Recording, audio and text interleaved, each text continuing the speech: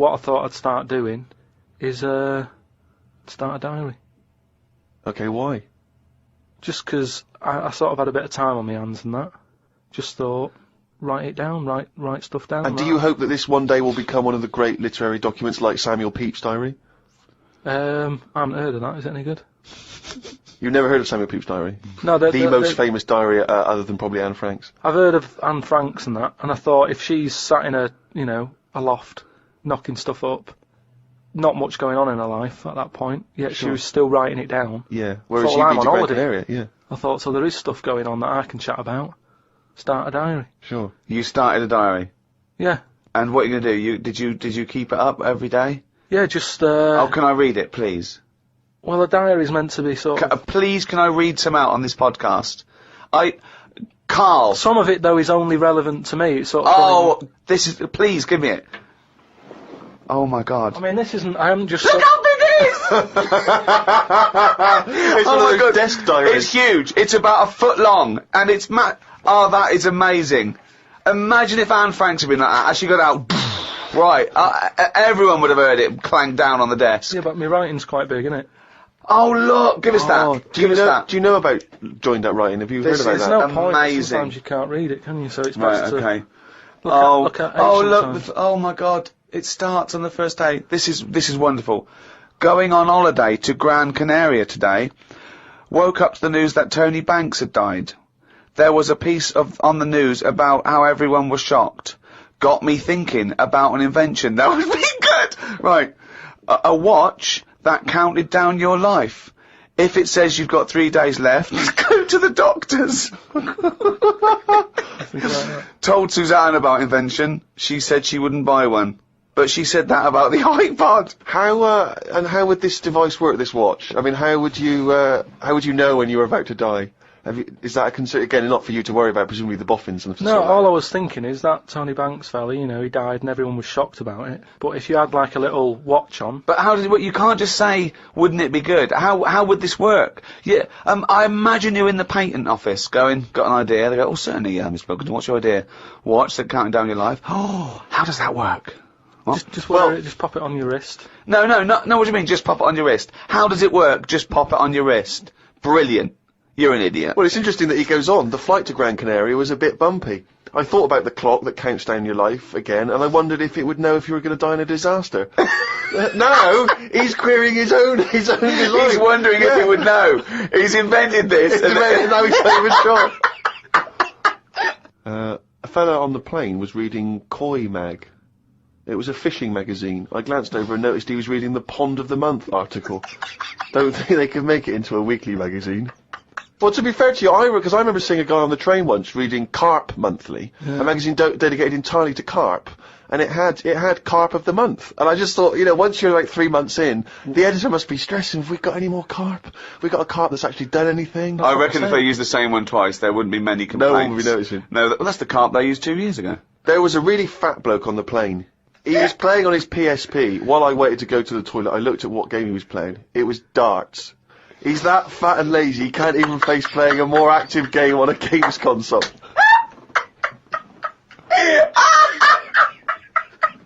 Me and Suzanne got off the coach along with a couple of old people. One of them was in a wheelchair. I don't think it was wise of them to come to a volcanic island with a wheelchair.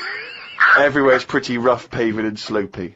Guess I'll keep an eye on it as the weeks go on. Day 2 in Gran Canaria. Brilliant, we're only at day 2. The hotel's a bit odd. I've never seen as many cross-eyed people in one location. That's enough, isn't it? That's amazing! Well, you may have to let me read on a bit more. No, this is amazing. Well, come back to This it is a later brilliant diary. This might be the best diary ever written. Oh. While sat listening to the Kinks on my iPod, I wondered if everybody thinks in their accent. I know I do. What's this? What are you talking about? Just that, when I've been sat there lying on the lounger, right, and I was thinking about stuff. How do you know you think in your accent? Tell me a typical thought. Because what I mean is, say if I was like, if I saw something, right, do you know how I say, like, oh, that's a bit weird, isn't it? No, but that was I don't being have said. to. But when you think, I don't think the sentence is like I'm saying it. It's just a thought. The thought appears. It's conceptual and it's already there. It's not like I go, Rick, what? Just looking at that fellow over there, were you? Yeah, I was. Yeah. I was thinking it looks a bit weird. Oh, so was I. I don't think out whole sentences. Whereas you have Karl, stop listening to the Kinks for a minute. Look over there. More cross-eyed people. No, well, that's Is that how kind your of- mind works? In a way, yeah. And Brilliant. that's when because I That thought explains a lot. It's great that he has to think about whole sentences. because I thought that's weird, isn't it? Like I didn't think that's weird, isn't it? And I thought I actually think in my accent. And then I thought, does Stephen Hawking, does he when he's doing his maths and that?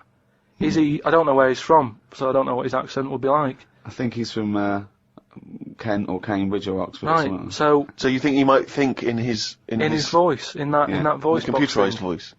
Just wondered. Had lunch inside today due to shite weather. Sat next to an old fella. Old men's ears and noses carry on growing as they get older. Suzanne noticed his fingers were fat too. Maybe they continue to grow. Suzanne didn't laugh when I said her arse had the same problem. Day 3, cloudy start to the day. Had pie and chips in a cafe. Had a bit of an argument with Suzanne because I thought it was daft that we were paying for food when we were on an all-inclusive holiday. Changed my mind when I saw they sold pie though. The cafe was called Tattoos. The fellow who owned it didn't have any tattoos. But we never saw his wife.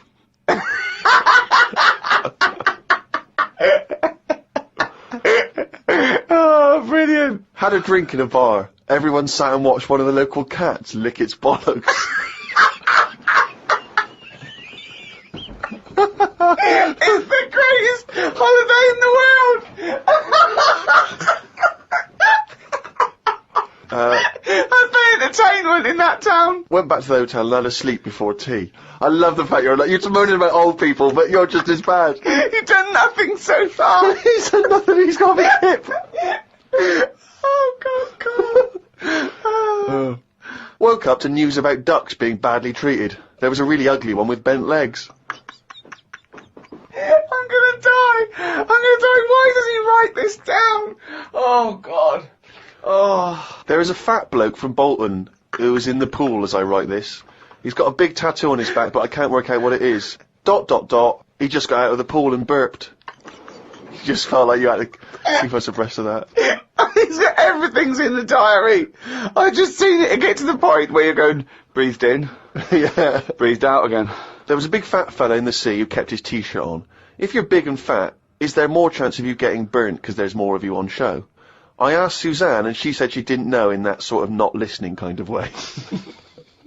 I wanted to hang about to see if the fat bloke was going to get in the kayak, but Suzanne said we had to head back. Just let him waiting to see if he's going to capsize. We go home today, so we got up early to get the last bit of cloud. No, it's just that it wasn't. It's not that sunny all the time. I mean, I was sat in weather that if it was like that here, there's no way I'd be sat in the garden. But because you're on holiday, it's like, well, we got to sit in it. Put your coat on. So are you going to continue to write this diary? Every single day? It's amazing. Keep this diary up. It's amazing. No, I will keep it up because what I find as well is, I think earlier on before I went away, I think I did learn something, and because I wrote it down, I remembered it a bit better. So What was that?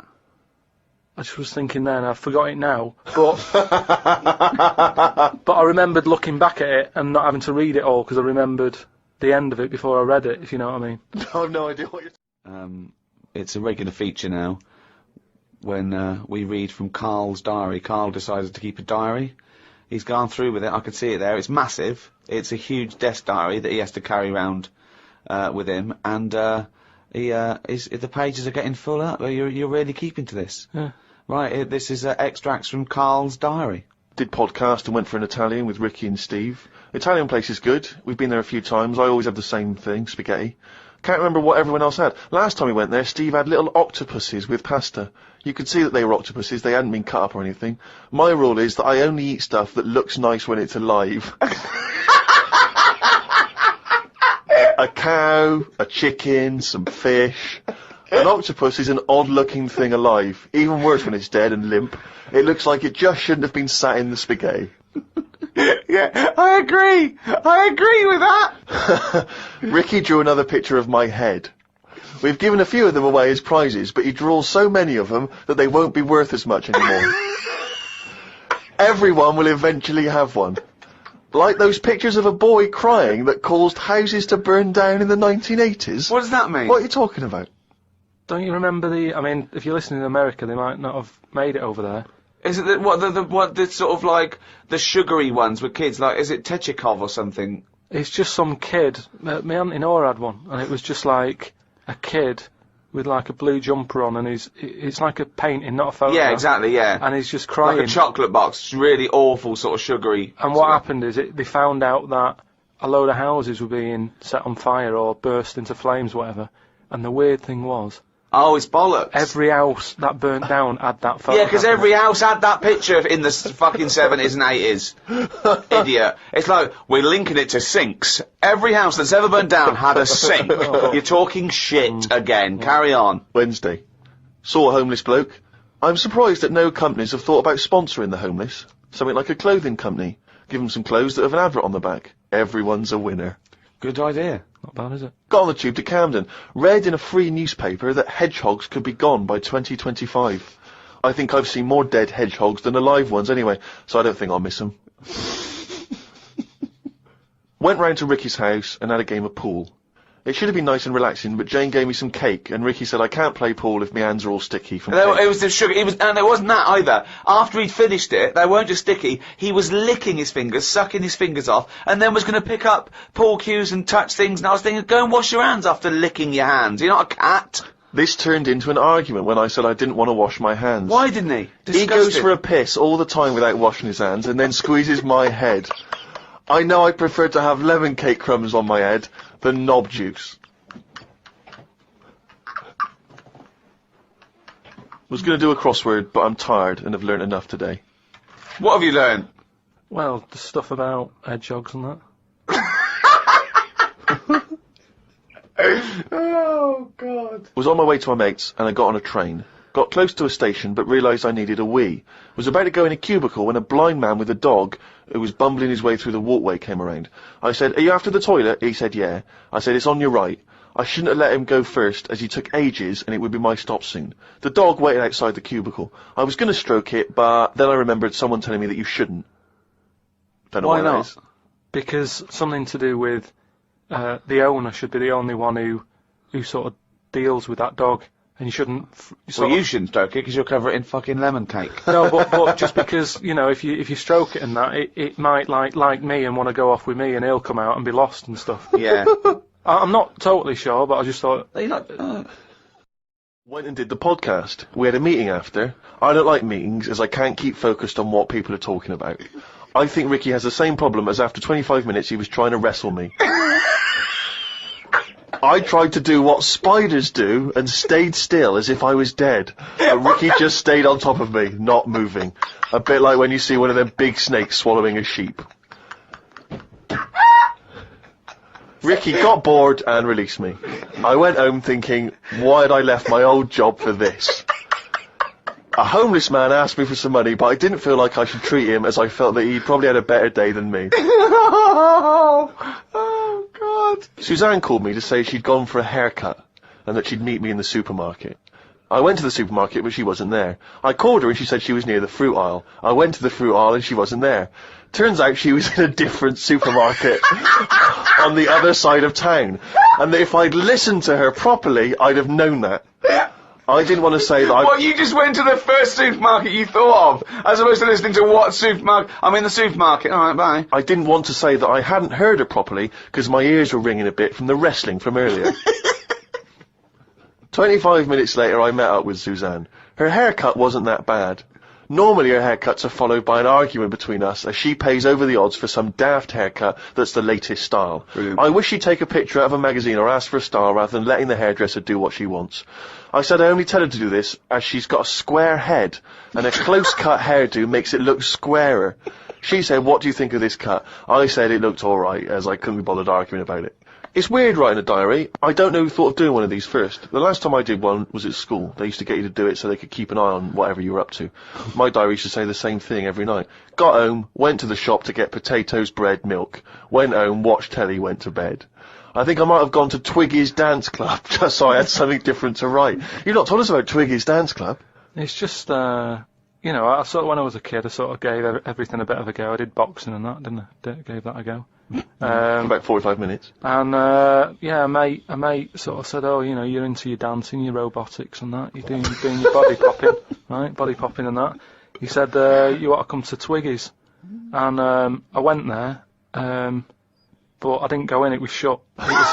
They were just having like loads of toilet rolls delivered. I think like they were like using it as a storage place for toilet rolls and that. So I said, oh, I've come to have a dance. And like, oh, not tonight. Come back tomorrow.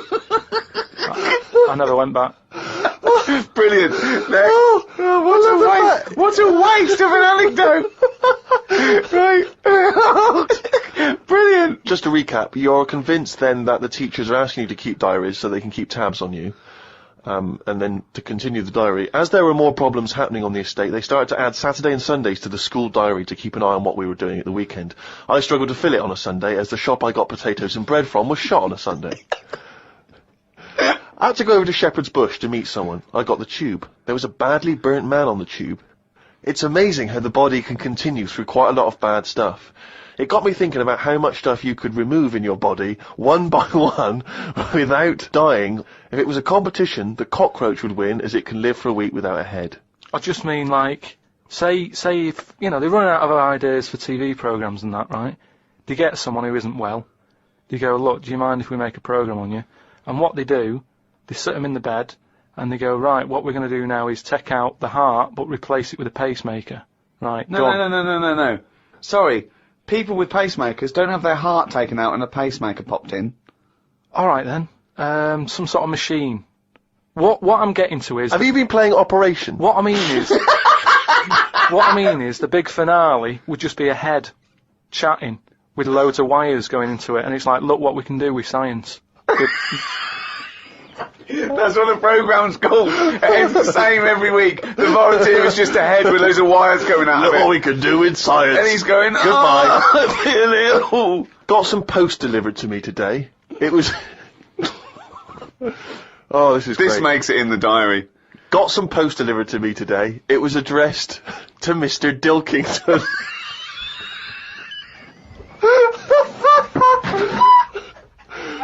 I don't know why that's so funny. Oh, God. I got some post delivered to me today. It was addressed to Mr. Dilkington. I opened it, and the first sentence read, Dear Mr. K. Dilkington, you're one of our most valuable customers. I put it in the bin.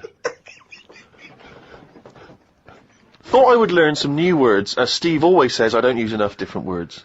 I read in the Fortean Times that the word whew means an ugly female ghost with drooping breasts. What do you mean? Is that how am I pronouncing that right? Who's using that word? Who is using that word? It was just W-E-W-E. Let's call it a woo. An ugly female ghost with drooping breasts. I think I'm right when I say there are too many words in the world. I don't think I will ever get round to using the word woo. Watched a health programme. Wasn't watching it properly, but heard some doctors say that we only get so many heartbeats in a lifetime, so don't do too much exercise.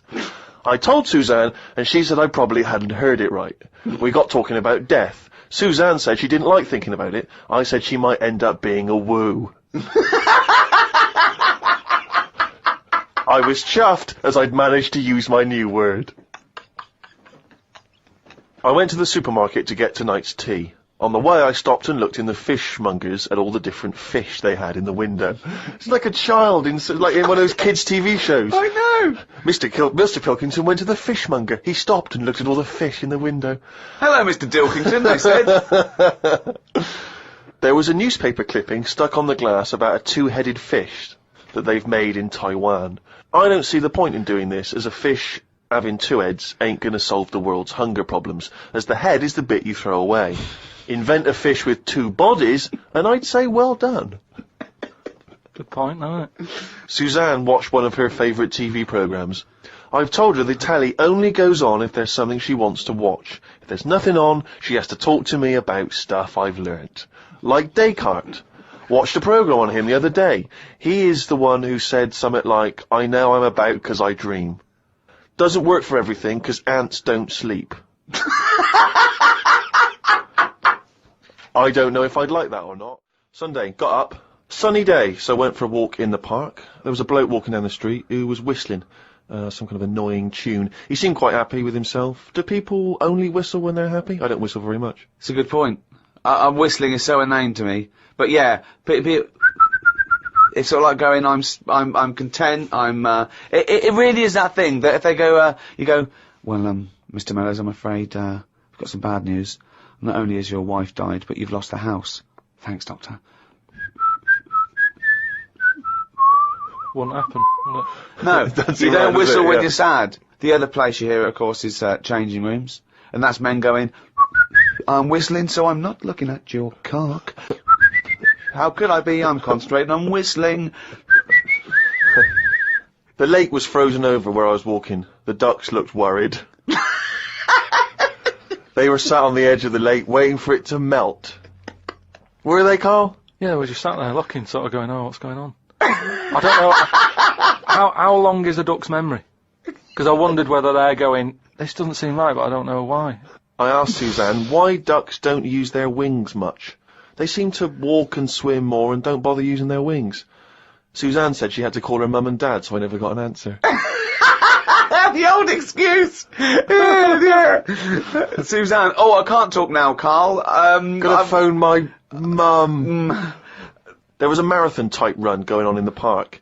It reminded me of the time when we were moving flat. It was the day of the London Marathon. Me and Suzanne were walking down the middle of the road, taking some stuff to our new flat. I was carrying a lamp and a kitchen bin. People were clapping me, thinking I was doing some kind of fun run.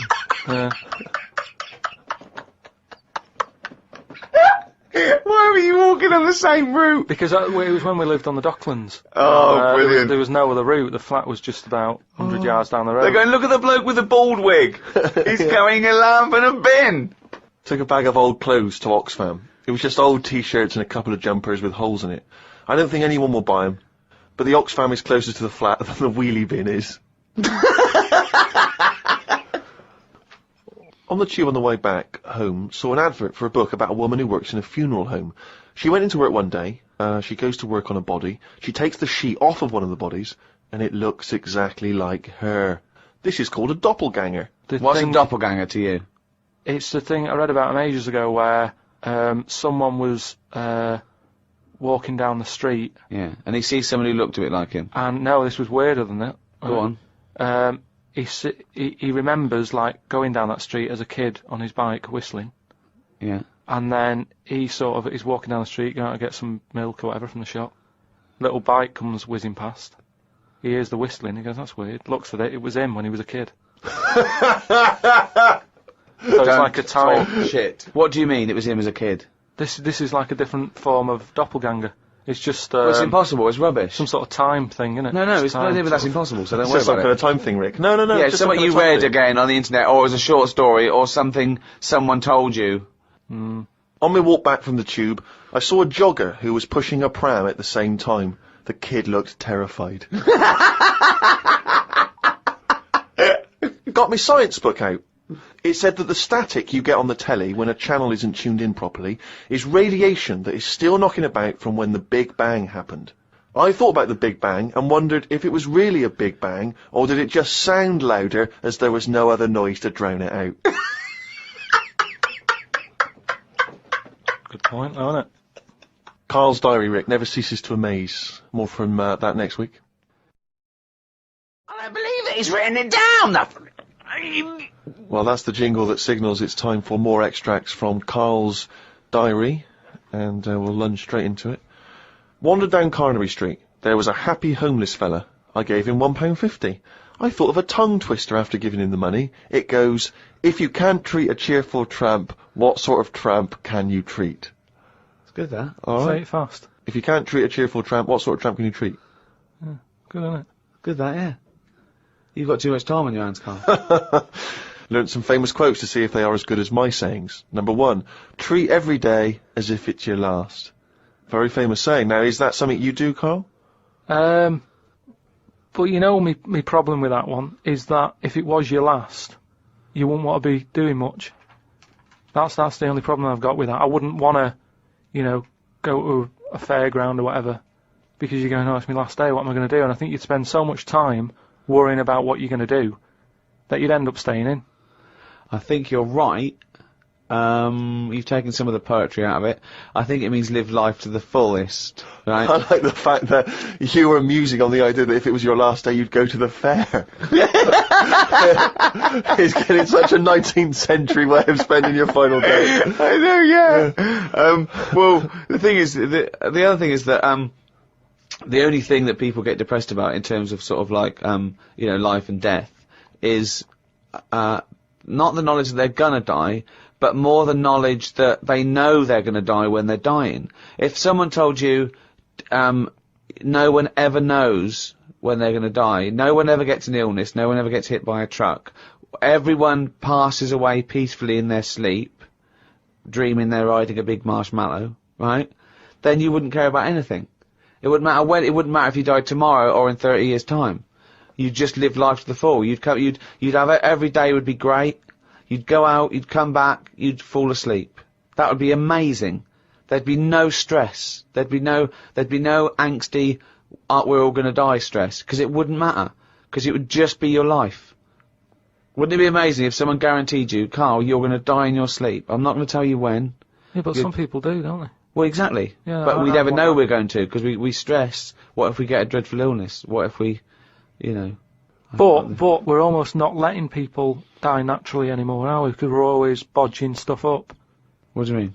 Well, someone who might naturally die in the sleep aren't allowed to naturally die in the sleep because they wake them up with those electric things and get them going again and pop in a new lung or whatever whilst they're at it. That's what I'm saying. They don't just... You never hear it anymore, do you? Frank peacefully died in his sleep. No, he died on the operating table whilst we were putting in a new lung. They don't die naturally anymore. Frank died peacefully with 40,000 volts going through them and a couple of people going, clear! Clear! Rushing about today. Got to get a lot done as I'm flying to Malaga tomorrow to see my mum and dad. Don't like flying. I'd be happy if they give you a parachute instead of a life jacket. They say Da Vinci invented the parachute as well as the helicopter. He never got round to making them though, because he only drew them on some paper. Got up at 5 AM as I had to get to Heathrow to get on the plane to see mum and dad in Malaga. Went out for a drink with a cousin who lives in Spain. Ain't seen her for 27 years.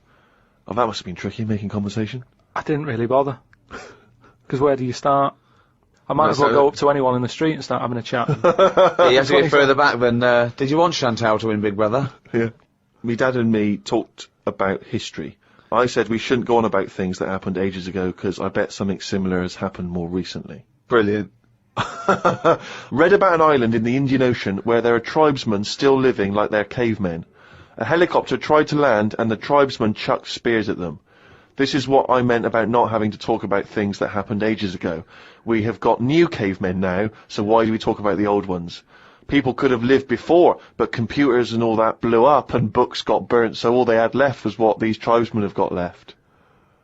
Ramblings That's the ramblings man of a maniac. That's just a few hours before you go crazy with a gun in the... No, but what I mean there is, right, say if all this has happened before, right, podcasting's been happening years ago, something happens. Again, a lot of information from the Planet of the Apes. Something happens, world ends, right, we come back again somehow. Yeah. It's the detail you leave out that makes you intriguing. Just like the watch that you can wear that tells you when you're going to die. How does it work? Pop it on your wrist. That's all the detail you need. So the world happened. No. We came back. Have you seen the pictures? Forget it then if you don't get it. It's interesting that you had all those profound thoughts about this period in the past when they all lived, but you still found it appropriate to include at the end of that. It says the tribesmen wave their knobs about when they've had enough of having visitors. That's what it said in the paper. That's what happens. They're quite happy. What paper is this that you're reading? It was in like a paper a couple of days ago. It said they don't mind having visitors if they're bringing them coconuts and stuff that they can eat, once they've got everything they need, they start waving the tackle about, and that means, like, right, leave now. Which you would, wouldn't you? Yeah, at a dinner party. My grandfather used to do that. Got a book sent to me called Freaks. It's a bit heavy, but it's got some interesting pictures in it. Read a bit about the two-headed nightingale. She/they was on tour in London years and years ago. It cost 2 shillings to have a front row seat. She/they had 2 heads/2 arms and 4 legs. They are called Siamese twins because the first twins that were born stuck together were Siamese.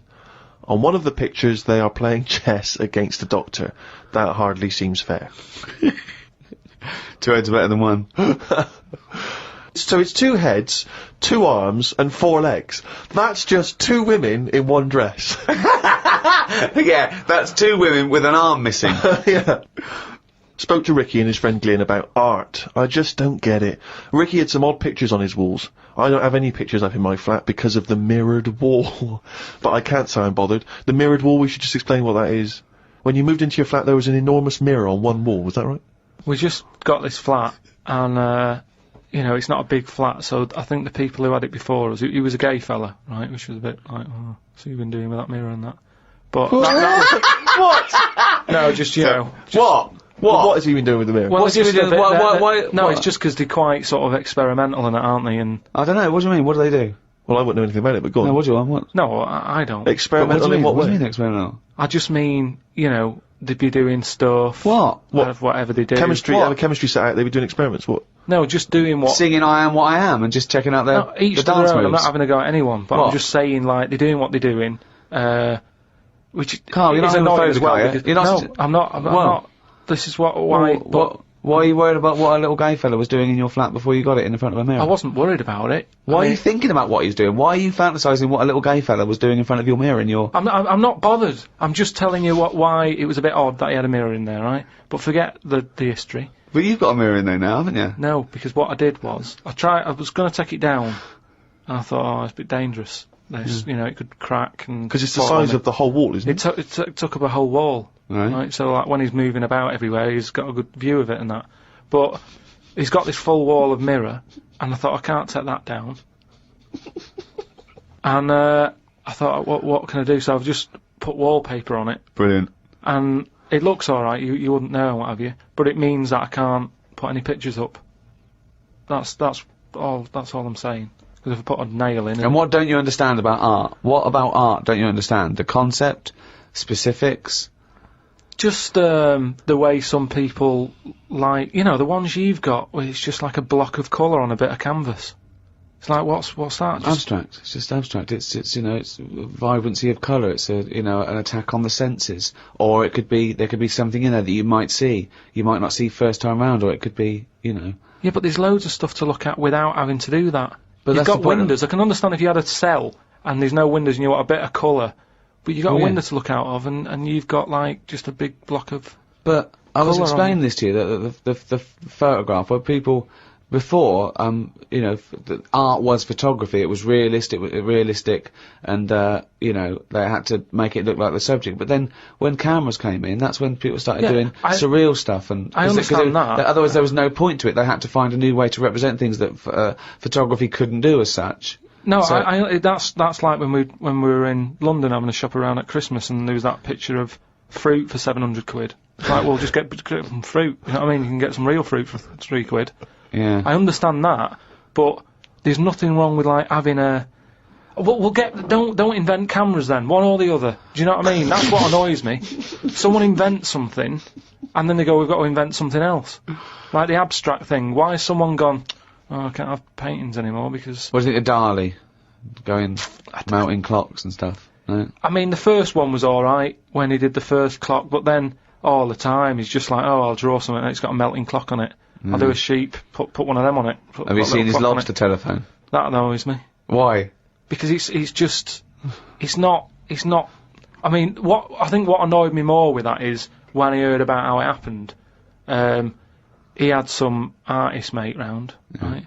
And I don't know what happened. They were eating. That's a good hell of an anecdote. No, but they were eating. They were eating some food and what have you. Yeah. Lobsters? And yeah, They were eating lobster. Oh, right. And, That's handy. I don't know, the other artist, whoever it was, sort of Telephone? started saying, "Oh, you and your clocks," and all that, right? Brilliant. And, This didn't happen. They started arguing, Yeah. and he chucked some of the lobster. Bollocks. And it landed on the It phone. bounced off his mate's head, went on the phone, and they both looked at each other like, "Are you thinking what I'm thinking?"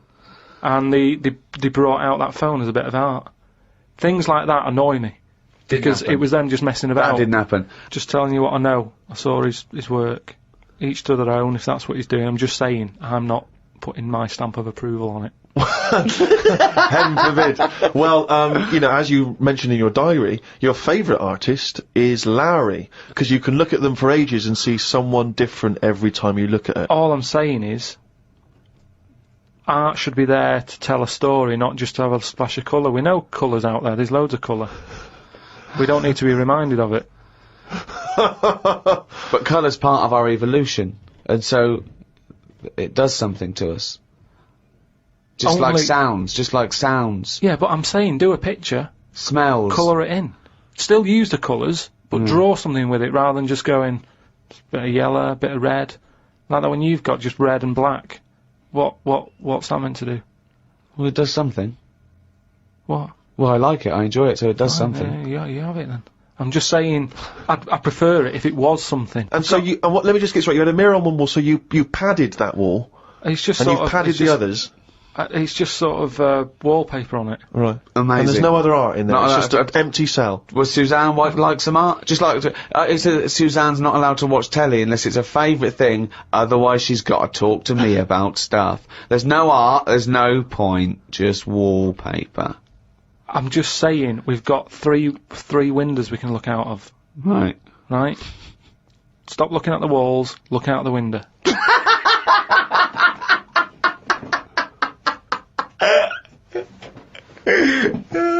Some new words have been introduced into the dictionary.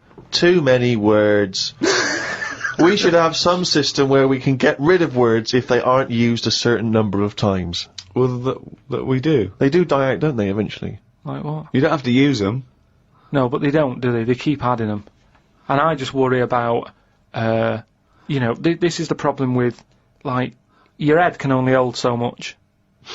Can't it? Yeah. It all very well when Adam and Eve was knocking about. There's no history, they don't have to remember anything. All I'm saying is, fine, bring out a new word, but once you bring out a new one, bin another one. The dictionary's getting bigger and bigger, no one's keeping an eye on it. Well, I think they are. They're not, they keep adding. It doesn't grow. They don't just dig it up one day. So- It's got bigger. What have you done? So you're Left happy, it out. you're happy for them to stick in iPod, let's say. But you we know. can pride ourselves on having more words in the English language than any other language. I think we've got twice as many as the second. I think maybe Russian. I'm not sure about that. I'm sure someone emailed us, but But we don't It's- talk the most, so there's a lot of clutter there. what do you mean we don't talk the most? Well, you'd have to, you'd say Nothing that. is expressive as the English language. You know, because we've got a word for everything. I'm just saying that I don't use all these words that are coming out, and I just think, like I say, keep an eye on it. Some sort of, I don't know how it can be controlled. But Shakespeare invented words. I think Shakespeare invented about 1,200 words. Yeah, and we're probably still using a lot of his. So why do Yeah. we keep sticking more in the pot? Right. Stop using loads of words. People are panicking in New York about the snow they're getting. It's 2 foot deep. They're saying it's to do with global warming. I don't get it. 2 days ago they were saying the world's getting warmer and the ice is melting on one of the poles where the polar bears are. As long as we get snow on the world, does it matter where it goes? Read on the internet that heads are bigger now than they were years ago. Brains are getting bigger, apparently. This is because we're being told too much information. We are told too much stuff about things that we wouldn't have known about years ago. You've just made that leap, haven't you? Maybe heads and brains are getting larger, but the fact that it's because there's too much information cramming in them. Where Well, have you it got is, that from? as time goes on, isn't it? It's that thing of, we're being taught more and more every day. As the time goes on, something's happening every day. You've got to remember that. No, you haven't. You have. It's the same, like I said, you know, with the Adam and Eve thing. They didn't have that much to remember. They come on the world, they go, what happened yesterday? Oh, not much,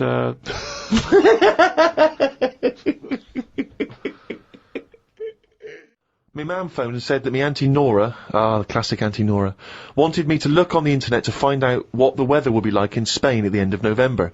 I don't know where she gets her money from. 2 months ago, she was asking me Dad how much it would be to get her back garden astroturfed, because she's sick and tired of the grass getting out of What does hand. she want to do? Start a football team? What does she want a back garden astroturf? She likes the sort of green look, but she doesn't like the headache that comes with it, so she's just looking into getting that false grass put in there. Brilliant. Don't know how much it is. But. Went round to Ricky's and had some chicken curry that Ricky's girlfriend Jane had made. Ricky and Jane were going on holiday for a few days and had arranged for Glyn to come in and make sure the cat was okay while they were away. I'm sick of that cat. I was surprised that they hadn't paid for the little shit to go away with them on first class. Blimey, getting a bit vitriolic in the diary. Why doesn't he like the fact that I've got a cat and I love the cat? Why? It's just everything in that house that you've got gets sort of special treatment, and it's a cat. And What do you mean you get special treatment? Sometimes we put food down for it, and sometimes it gets on our lap and we stroke it. You don't just stroke it, you massage it. You massage its back, you go, no, you're stressed out. Well, no, it's good. No, I'm not saying you stressed out. At no point did I say you stressed out. You said, what the fuck are you doing for? Is it stressed out or something? I like touching my cat. To be honest with you, I don't like Ricky's cat. I can't believe Because every time I go around there, it goes straight for Magooly's. Yeah, instantly. He'd probably seen you in the sea and thought, well, if he's waving it about, I'll have a bit of that. But it's like the lizard thing you've got. It's just sat there. You've bought a big box, right, to be in. Right, it's a salamander, so it's an amphibian. Yeah. It's not a box, it's a big vivarium. Yeah, but what I'm saying is... And if you're going to criticise someone for just sitting there, having a round head and doing nothing with its life, people who live in glass houses, we've done this one. Do you know what gets me though, right, Steve? When I was there, I was looking at it, and I thought, is it dead? Right, because he's just sat there... Like, and it was thinking exactly the same fucking thing. Sat there, not moving, right? And then, on the top of the box, is like a box full of crickets and stuff. That's it. It's its food, yeah. Right? But they were more active than the thing that it was going to feed. Get rid of the lizard, keep them in there. More entertaining. Don't understand it. A few months back, a girl who was having a kid showed me one of them scans of the kid that was in her. That's science gone mad, innit? I couldn't think of anything nice to say, as it looked like a frog. Do you know why we've got to that point? What? Why have we got to see something that young? Why? Because people can keep an eye on the progress of the baby in the womb. Yeah, but why are they printing it out and stuff? Surely that's for a doctor to see. Well, that's just an added bonus for people who are interested in such things. Well, that's like saying, why do you take pictures of anything? No, because normally pictures are like, you in Brazil, sat in the sea or whatever. You'd go, oh yeah, I remember that day, it was a good day or whatever. But... It wasn't. It's just kind of like, why have you got to see something... You might as well. Well, listen. Why have you got to see something that small? So why would you take a picture of Steve in the sea? No, but what I mean is, why? At what point are we going to stop? Are we going to start sort of X-raying the fella's testicles and saying, well, there it is at a really young age? Well, where are we going to stop? It's just horses for courses, isn't it? Some people like to have a record of their baby in the womb. They That's like right. to show the baby. They're excited about it. They sit down and they show the friends the slideshow. That's the birth. Oh, that's the conception. Oh, look, Ron's going a bit mad there, isn't he? But why do I need to see this? This is what I'm saying. It was an awkward situation because she was happy with it. I was like, oh, God. You know what I mean? It was an odd-looking thing. I couldn't say, oh, it looks like you, because that would be a diss.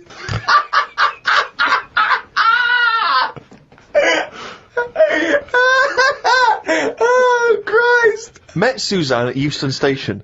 I said I would sort out the tea tonight, so I called the curry house. The fella couldn't understand me. I asked for 2 poppadoms. He kept saying, how many? I kept saying 2. He still couldn't understand. I said 1 more than 1. He understood. When we picked up the food and took it home, there were 5 poppadoms in the bag. Oh, God! Oh, God. There is a restaurant somewhere that sells knobs to eat. No, there's not. There is. No, there's not. No, there is. It says that women can't eat too many of them, and if you want a seal's knob for dinner, you have to book in advance. Right, it's gobbledygook. This is the ramblings of a madman again. It's a trend, he writes. It won't last long. It'll be like hummus.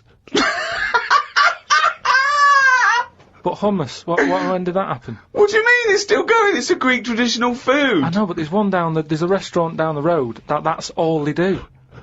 That isn't a proper meal, that's a side order, isn't it? That's like having a restaurant just flogging tomato ketchup. Hummus isn't a meal.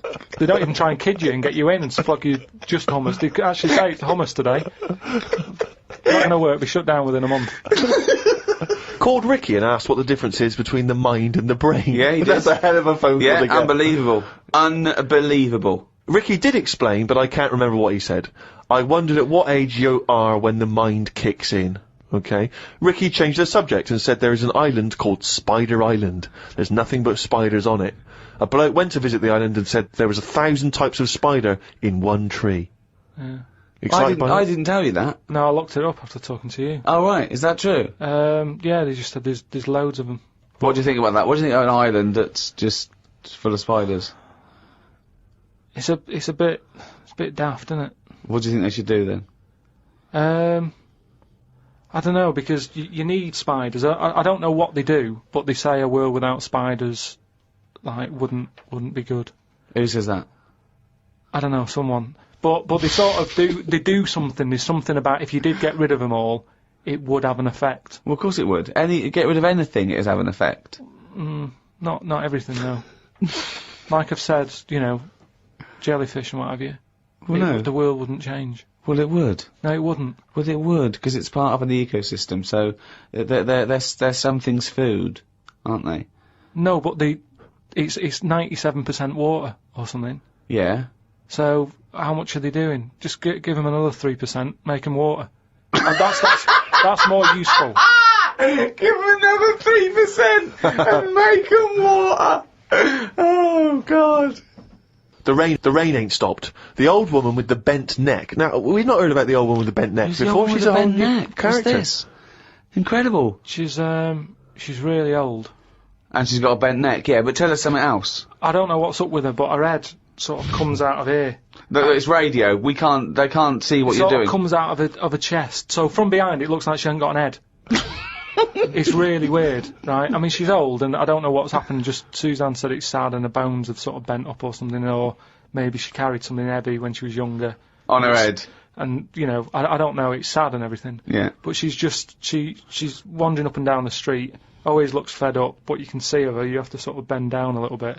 But her head's just, I thought I'd told you about She finds a lot of change. I said, yeah.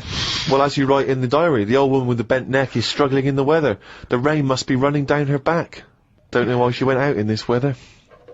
Me back's doing me head in today.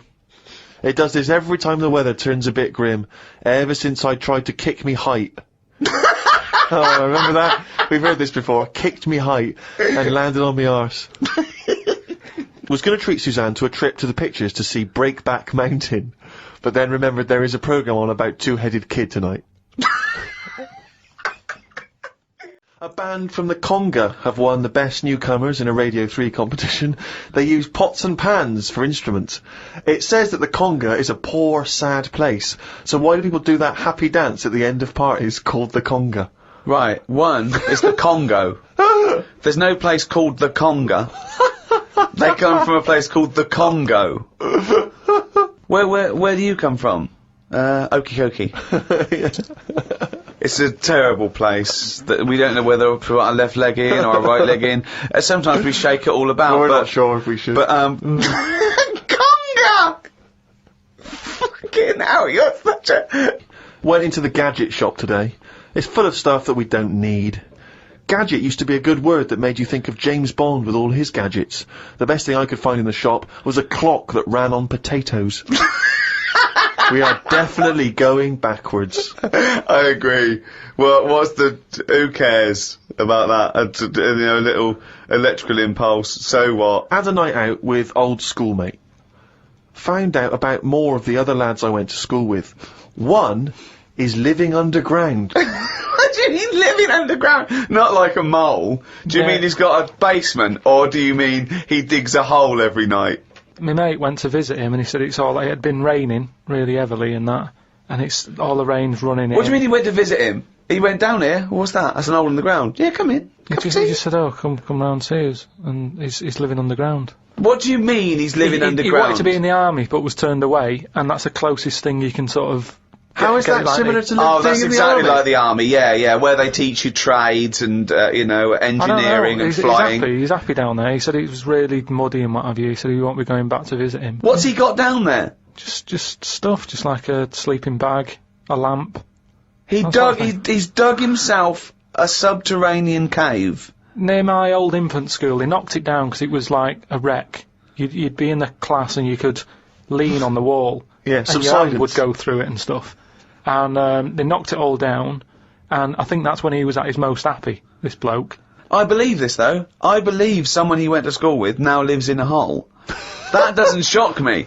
Whether the tales I've heard of horses in houses and big-headed kids with webbed hands and feet, and him, I believe that someone he went to school with now lives in a hole.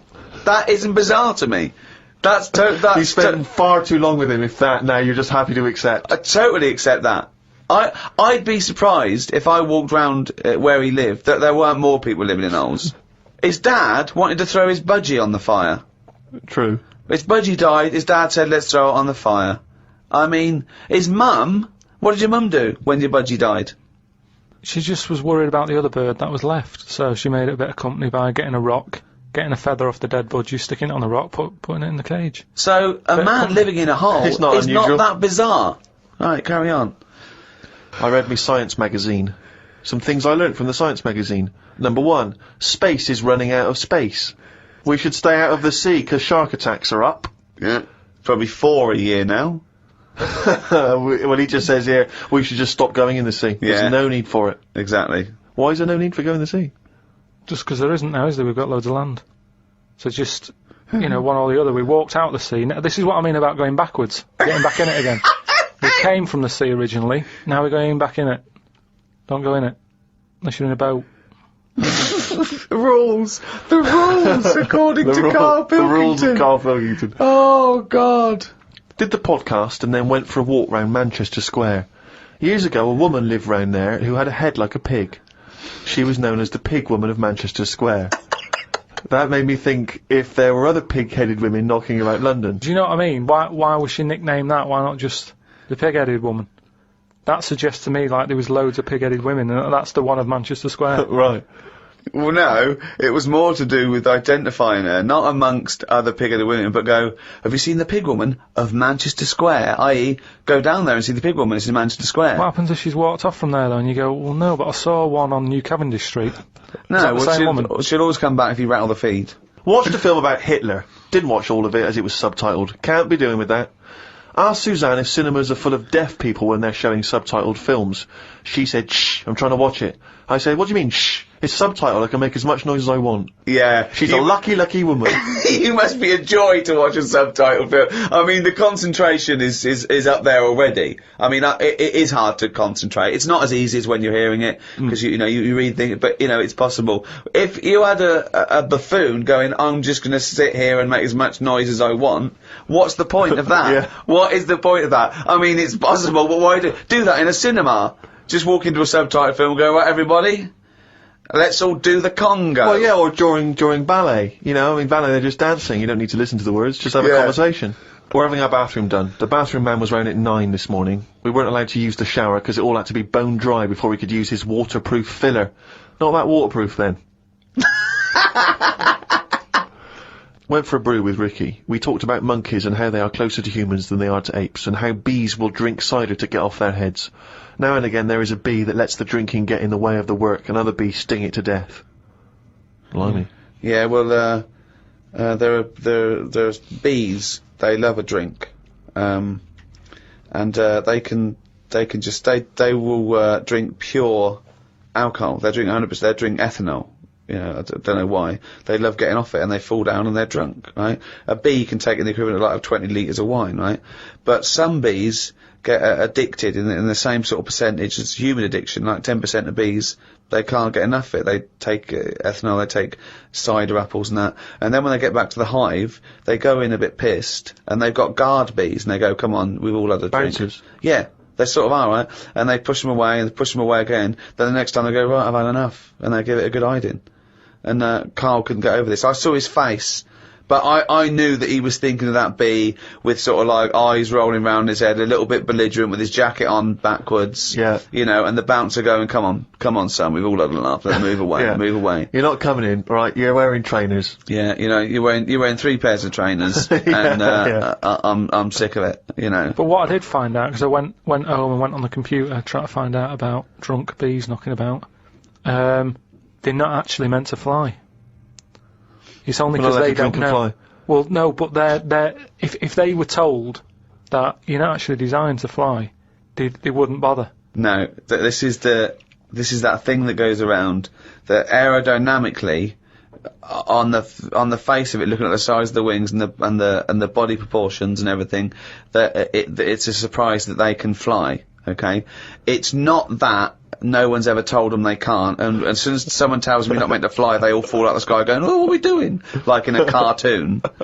No, but it's something about the confidence and that. At the moment, nobody's saying. It's nothing to do with the confidence. There is no such thing as confidence in bees. A bee never loses its nerve. That's not why it drinks. Because what are you drinking for? I'm just not confident anymore.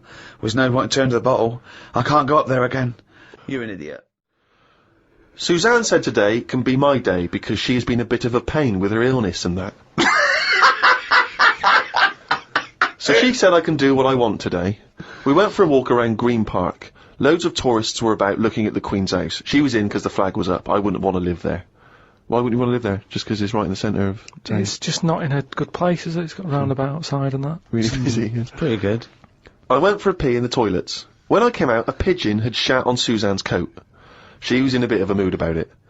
A bird shat on my ear once. I left it for about 10 to 15 minutes until I got home. I washed it off, and in that 10 to 15 minutes, it had corroded me ear. He's had a lot of problem with ears. He told me the other day, he got up, washed, had a bath, had some breakfast, went to the shops to get a newspaper and had a chat with a woman in the corner shop, got home, pottering around, looked in the mirror, he had a cotton bud sticking out of his ear. He went, what annoyed me was she didn't say anything. Like it's her responsibility. Yeah. No, but she knows me well enough to sort of, you know, go, you know, you got a cotton bud in your ear. No, she knows you well enough to go, Karl's got a cotton bud in his ear. I've seen worse.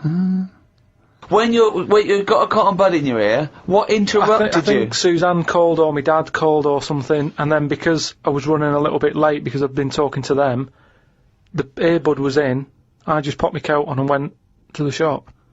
Karl, you got a toothbrush in your mouth. Oh.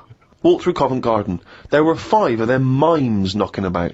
I don't understand why people take pictures of mimes. Everyone looks like a mime in a picture. That's so true. That's really true. If the point is they're staying still, if that's their skill, a picture won't tell that story. That's absolutely true. My dad took the cat to be put down today because it kept bumping into things since losing its sight. My mum said she's not going to get another one. She said the parrot is looking worried as it's seen the budgie and the cat go in the space of 3 months. Your mum said the parrot's looking worried. What happened to the cat then? It gets into a lot of fights. It lost one eye, and then it got into another fight and lost another. Oh, and it was just walking around bumping into stuff. The vet sort of said, oh, we can do stuff to keep it alive and all that, but it's a bit out of order, isn't it? Because it costs a fortune, they shouldn't tell you. But Mum and Dad can't afford to have eyes put on it and stuff. No, you can't have eyes put on a cat anyway. No, but they said, oh, we can do something here. We can have its eyes sorted out. But I don't think you should be allowed cats. Why? Not the Pilkington family. Why not? Well, they have good lives. Yeah, I know, but they have good lives whilst they're still knocking about. It's just that we get through them. It's a good job you're not going to have kids. Oh, God almighty. I can't believe it. The cat that kept throwing up. So his mum shaved it. Unbelievable. Dry wipe cat. A mate sent me a story on email about a bloke in China who has this weird illness that means he can't have his picture taken. That's not the weird bit.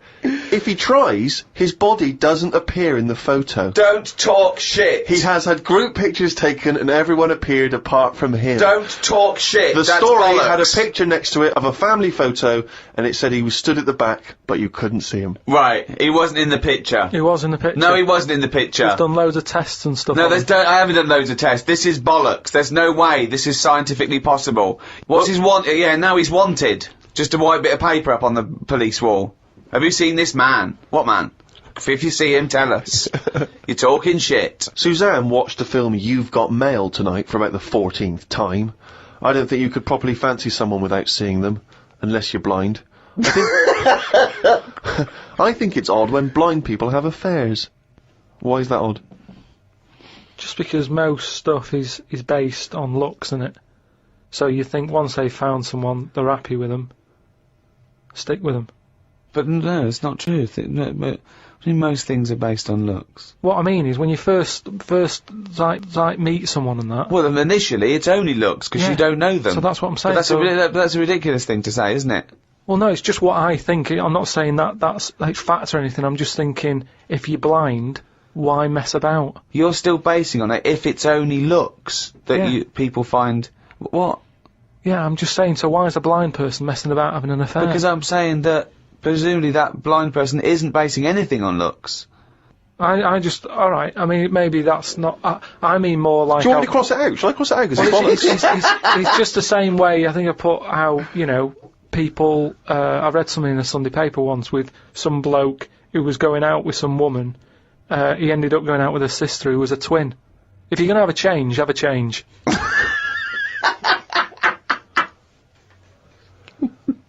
Spoke to Ricky about trips to the moon. He was up for going just to see what the world looks like. I came up with the idea of a giant mirror on the moon that would reflect the world back. He had a few questions, but I had the answers. Yeah. He changed the subject, I won. Right. My first question was, how would you get it up there? He said bit by bit. That'd be a good mirror then, wouldn't it? I said, how big would it be? He went, you'd still need a telescope. I said, how would you get it on the right side of the moon, always facing the right? He went, what? He went, does the moon move then? I went, yes. And if we don't like the mirror on the moon, we can always wallpaper over it. It's Suzanne's birthday tomorrow, so I've got to get her something.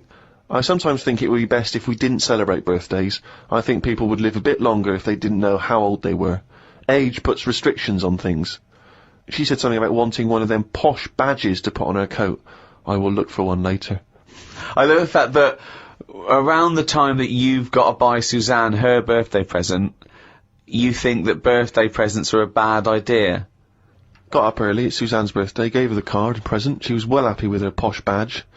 She wore it to work. It's quite nice to hear a moment where she was actually happy for once in your company. They always say when you get someone a present, you should buy them something they wouldn't buy themselves. Daft rule. I want something I would buy myself if I had the money. When I was young, me Auntie Nora got me a present I wouldn't buy myself. It was a t-shirt with her face on.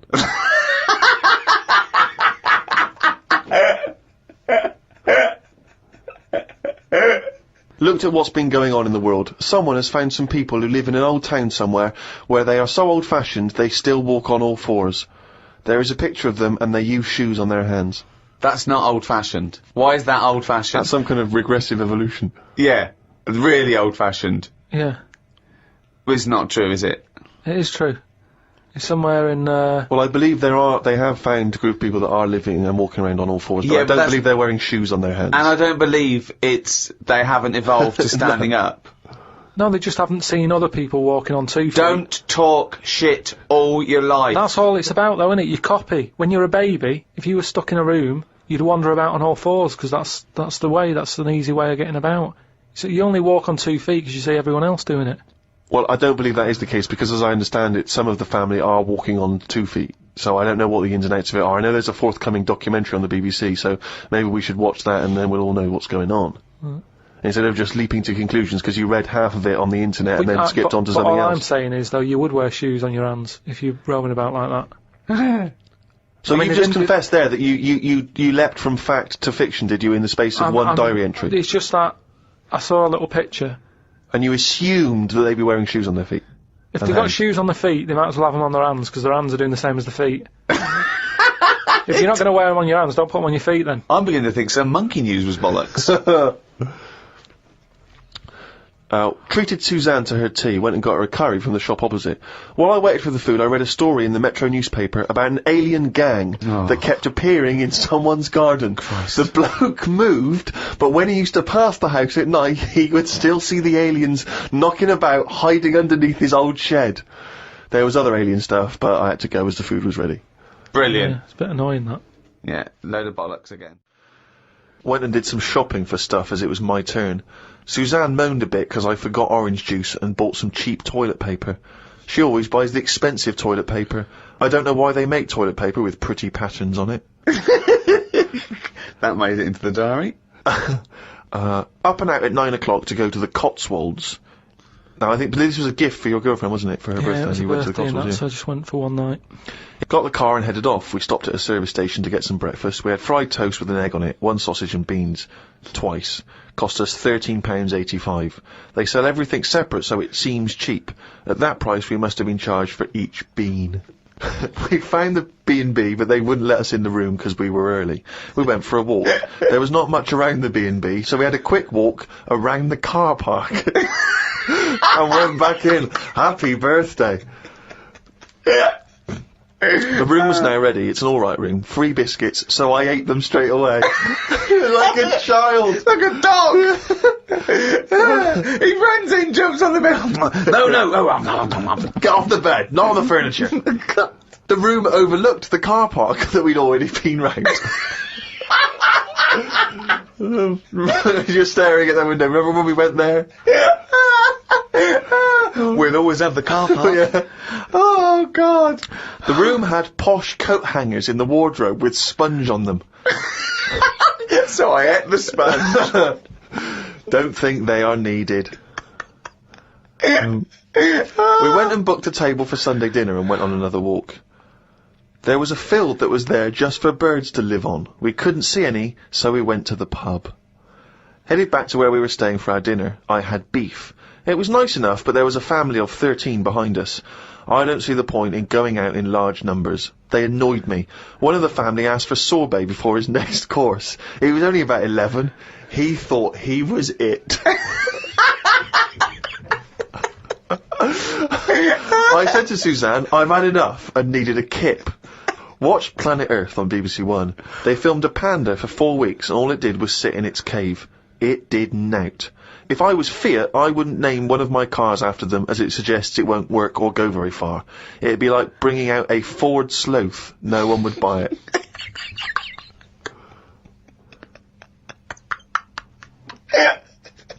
A Ford Sloth. I would love that ad campaign. Oh, that's amazing. Oh, God. The new Vauxhall Slug. We had a look round the local village. There wasn't much to it. We did the usual thing and had a look round the church graveyard to see how old the dead people are. Suzanne's had a hell of a time so far. She's gone to the Cotswolds, the room wasn't ready, she's seen the car park, an empty field, and now let's go and play how old the dead people are. I like the fact that you mentioned we did the usual thing of having a look round the church graveyard. Do you make her do that every time you go away? I like the fact, I want to know what she did for 2 hours when you slept. Did she just like... She went to a club, had a whale of a time. No, she just looked out at the car park, just like, memories. But that's what you do, though, isn't it, when you go to these places? There's nothing else, unless you want fudge. Or, you know, you walk round a church graveyard and have a look. There's nothing. Fudge. We went home. It took 3 hours to drive back. People say they go to the country to see the wildlife. I saw rabbits, pheasants and a fox on the way home. They were all dead in the road.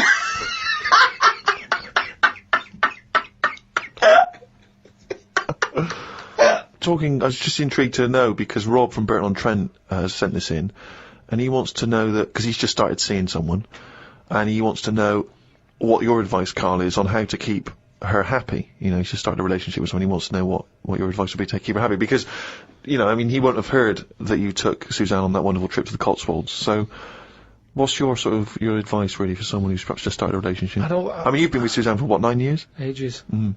I don't think you should have to go out of your way to please them, because then it's not the right person. I think you should just do what you want, and then if they like it, then they're the right ones for you. So don't go out of your way too much. I mean, I got the posh badge for a birthday. That's once a year. Rest of the time, it's kind of like, you know, I like weird stuff. I like watching weird stuff and all that. Now and again, I won't make her watch it. I'll tape it. This is amazing advice. But sometimes This is amazing advice. sometimes you just say, no, come on, the bloke with the two heads on, I want to watch it live. So give and take is what you're saying there. That's all. It shouldn't be hard. As soon as it's hard, it's not right. So just go about your business. See if she joins in. Brilliant. Another quote for the book. Woke up to the Commonwealth Games on the radio. Now, what are you making of the Commonwealth Games? Is that something that interests you? Are you a sports fan? I'm not really. I mean, Suzanne's sort of been getting up early, especially to watch it. You know how I feel about a lot of it. It just seems to be sort of wasted. If people are running fast, use it. Do you know what I mean? Rather than just trying to beat your own record or someone else's, do something where you do have to run. If you're a good swimmer, be a lifeguard. Don't be messing about going up and down. Went home and looked up Freud on the internet. Didn't find him that interesting, so looked at some other philosophers instead. Socrates, Aristotle. Why have you just listed some philosophers? Just to show that I'm learning. Well, that's not learning. That's just learning their names. That's a list. You might as well write 1 to 100. Yeah, but if someone says, oh, what's your favourite philosopher? I'll go, hang on a minute, and I've got them written down. But why you can't just Wait a pick minute, one? I'll go home, get my enormous diary out. Yeah. Get a wheelbarrow, bring in my workings, and say one of the names I've written down. And when they say, well, why do you like him? Yeah, why do you just run away. Well, I noticed you put Socrates first. Why is he your favourite philosopher? You throw the diary at them and leg it.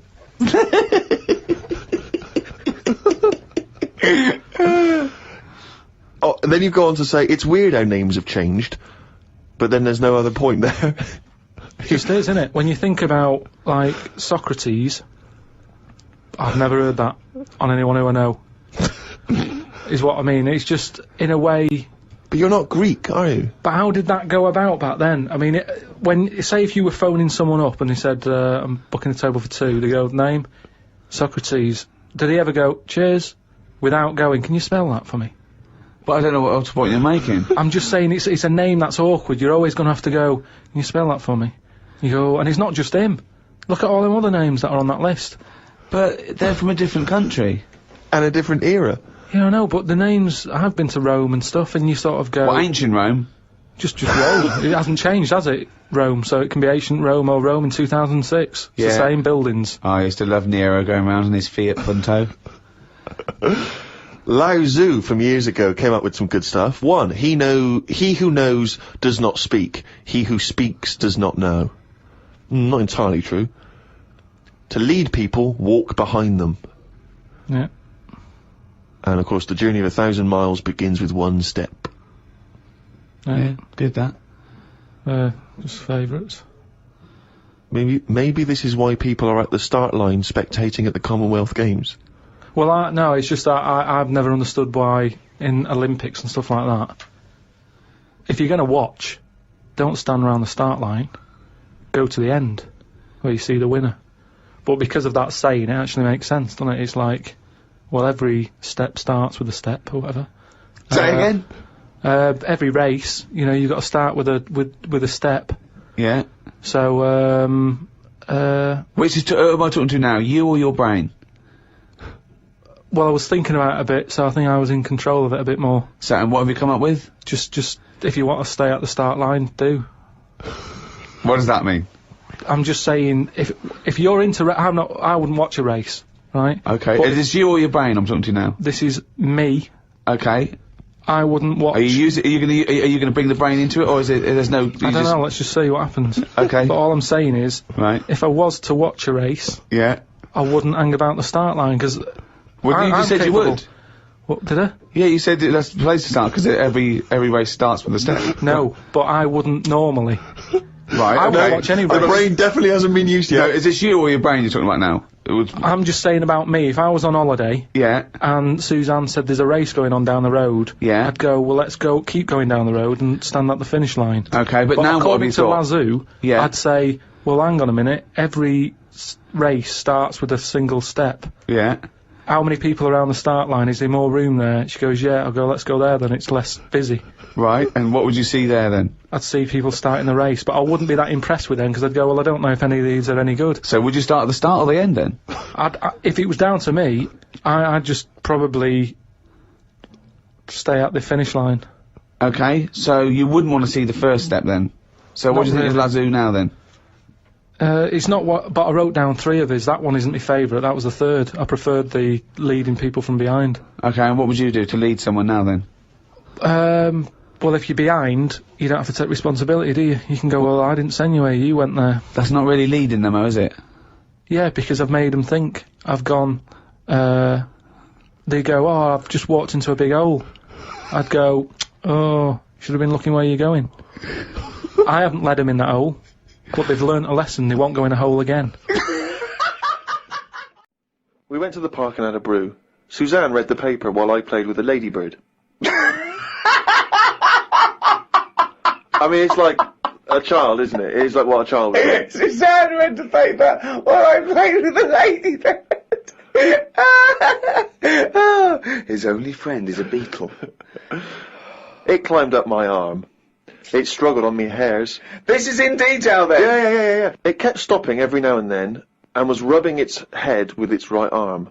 It did it about 4 times, and always used its right arm. It rested for about 5 minutes, then flew off. Sunday.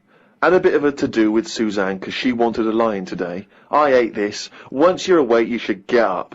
I got up and put the radio on really loud. She eventually got up. I told her insects don't have lions, so we shouldn't. Why are you obsessed I with mean, insects? you must be fucking unbearable to live with. You must be a nightmare. No, I've just started, because I've watched insects a lot, I don't want to keep going on about them, because we're a bit insect heavy. But, at the end of the day, if we copied insects, we wouldn't go far wrong. I don't know what you mean, though. 1 minute you're saying they're great, then the next minute you'll slag them off. Yeah, I'll slag some of them off if I don't know what they're doing, but because I've studied them a bit longer, I just think they do You it haven't right. studied them, though. He thinks he's like Darwin. But you just slagged them off again, don't you think that insects are doing stuff? They're not. It Yeah, goes there, then ants. it goes back The again. ant was messing about, but only that one. The others were carrying stuff. That's what I'm saying. There's snidey ones in everything. In everything in the world, you get a hierarchy. Oh, long words! Ooh. The bookshelf was dusty, so Suzanne asked me to dust it if I get a minute. I ended up looking at every book.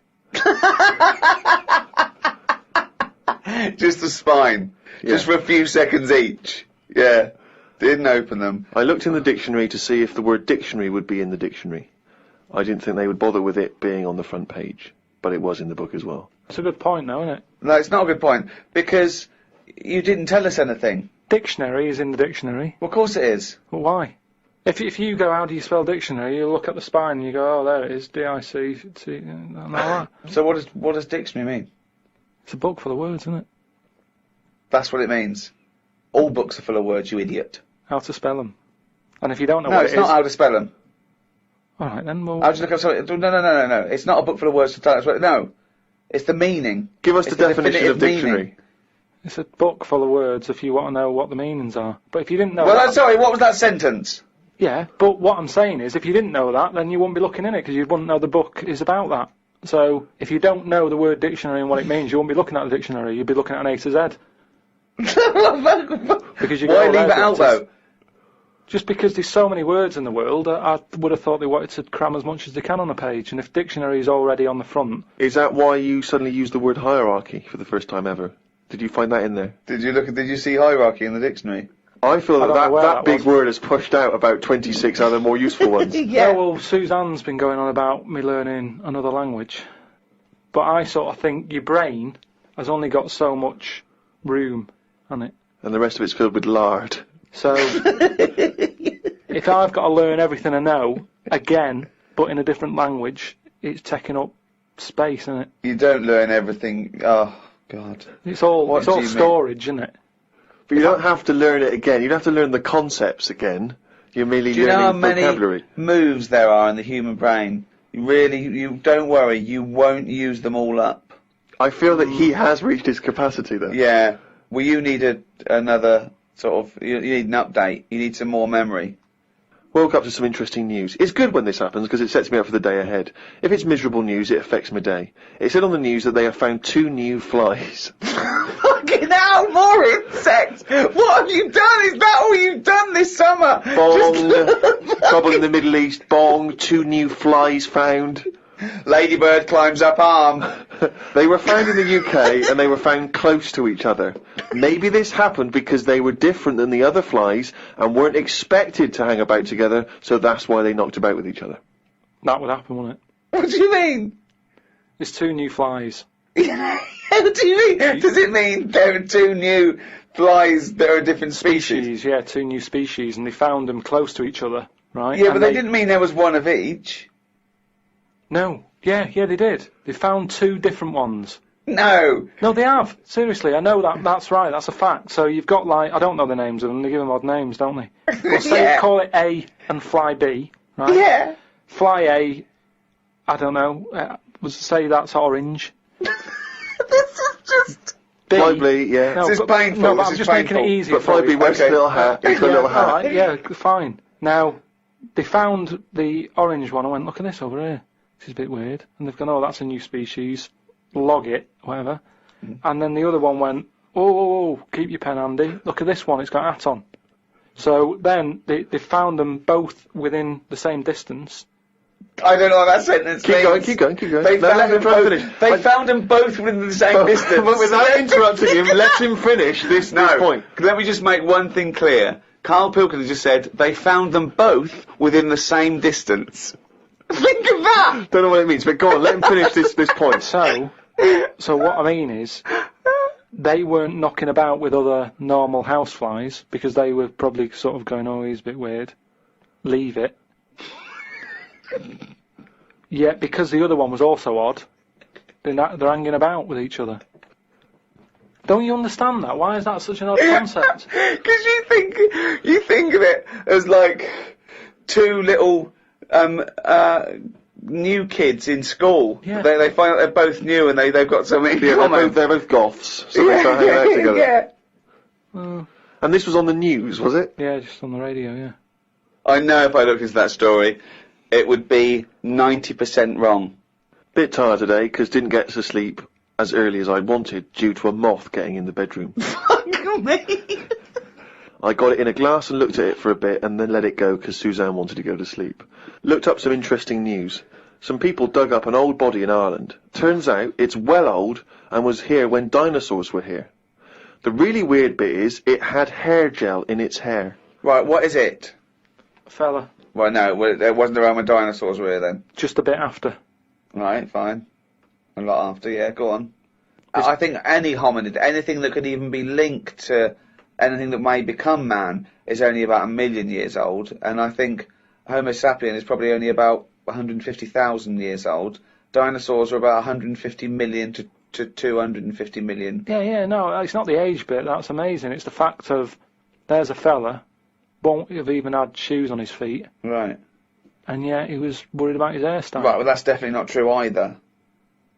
This is unbelievable. Well, there was a man on the radio doing poetry, says Karl in his diary. I thought I'd have a go at doing a poem about today. Not really. Steve, I'm a little bit queasy. He hasn't really written a poem. He's written a small poem. No, he hasn't really. Yes. If moths had eyes... Fuck me! let me read the poem, okay? Oh, fuck. You wouldn't interrupt T.S. Eliot. Okay. Okay. If moths had eyes, would they be happier? How do they know they're not dead? Cavemen hunting for food, but not before they style the hair on their head. What would last longer in dinosaur times? A blind man didn't stand a chance. Not with all them rocks about. I'd rather be a blind moth. Right, it may be the greatest poem ever written. Just dissecting it briefly, you attempt to rhyme in the first 4 lines, but abandon the rhyming system in the last 3. Is there a creative decision for that? Can we have Karl read that? By all Sorry, means, yeah. just you read it as you would like to. So this is, imagine this, right? Okay, this is going out all over the world. This podcast. And now, Karl Pilkington, a new poet from Manchester, now living in London, England, would like to read a poem. If moths had eyes, would they be happier? How do they know they're not dead? Cavemen hunting for food, but not before they style the air on their head. What would last longer in dinosaur times? A blind man didn't stand a chance. Not with all them rocks about. I'd rather be a blind moth. We had bacon and egg on toast. I'm eager to get through the brown sauce, as the bottle is too big to go in any cupboard, so it has to be left on the sideboard. So I had about 4 dollops of the stuff. I love because, that made it into the diary. He's concerned about the fact that brown sauce is too big, so he's rushing through it. I know, but I'm just saying the kitchen isn't that big, and it looks messy when you leave stuff out, doesn't it? And we've got this giant brown sauce bottle, and I don't want to chuck it away because that'd be a waste. So you're having brown sauce and everything, your cornflakes, yeah. in your tea. Yeah. A wasp got in the flat. You know trouble's brewing. It was massive, the biggest wasp ever. Suzanne asked me to get it out, but I wanted to take a picture of it first. I was getting my phone ready when it flew at me. I reckon the sting on it could have killed a kitten.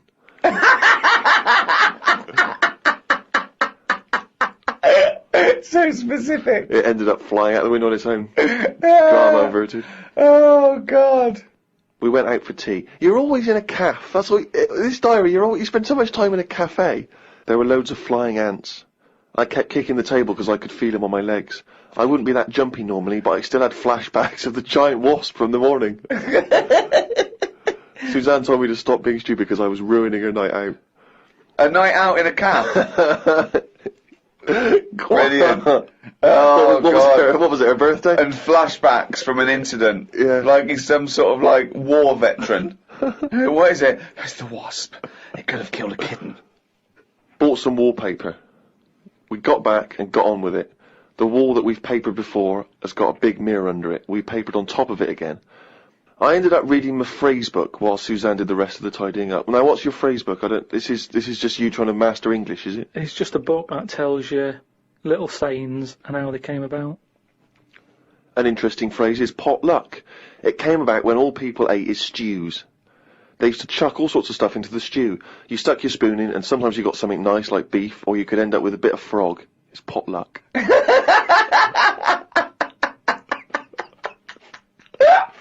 Good, isn't it? That's what it said in the book, did it? A bit of frog. Got up and checked the wallpaper out. There are loads of air bumps, and it's buckled on the joins. I wish we'd never done it. Suzanne said the washer was broke and it's out of its warranty. She called up the people who made it and they said it will cost £150 to fix. I don't know how they know that when they haven't even seen it. I want to smash it to bits and see what they can do for £150. So much anger. I want to smash it to bits. That'd be great, wouldn't it? 150, you sure? Come round. Yeah. And it's just like a cube that's been through one of those car crushers. Yeah. 150 quid, there's 150 quid, fix it. I watched the news and calmed down a bit, because there was a story about some Siamese twins who are having an operation. They've got 2 heads, 4 arms, 2 legs, 1 liver. The doctor said they will have 1 leg each. I felt bad worrying about the washer when people have bigger problems like the Siamese twins. Ricky and Steve asked me to do a poem about one day a week, so I thought I'd do one today. I can't obviously do it justice, so I should let the master read it. You've done another poem? Yeah, you said, just do one. If you have a day where you've had a lot of emotions. Well, I loved the poem, and so did the listeners, and I knew they would, so if you can do that every week, that'd be a joy for me. You can't force a poem, though. No, I know. The diary's easy to do, because you just write down what you're doing. But you've got to have some really meaty subject matter to be able to write a poem, Rick, as you'll discover. I know. Right, so, you've heard what problems I had that day. Go on then. Bubbled wallpaper. What a mess. Washer dry and knackered. What a mess. Siamese twins separated. 1 leg less. There was an animal in the paper today that I've never before seen. It's called an alpaca. They are gormless looking. The fellow who breeds them said they are easy to look after because they're used to harsh conditions because they normally live in the mountains. The problem with this is they will turn useless eventually, and then if we tried to bung it back on the Andes, they won't like it. It's like how people win these live like a star for a week competitions. They're not good for anyone. Okay? Do you know what I mean? If something's living somewhere... But he's not But going to why are send we them gonna back bung to it the back? Andes. He's presumably breeding them for something else. Yeah, but say if eventually, you know, the world's getting busy, there's hardly any room, and we go, right, what can we shift here? What's getting in our way that we can shift? Well, those funny-looking things came from the Andes, bung them back. All right, then let's put them back. And they go, oh, they don't like it. They're not surviving, they're dying out. Well, why did we bring them here? Oh, it was closer.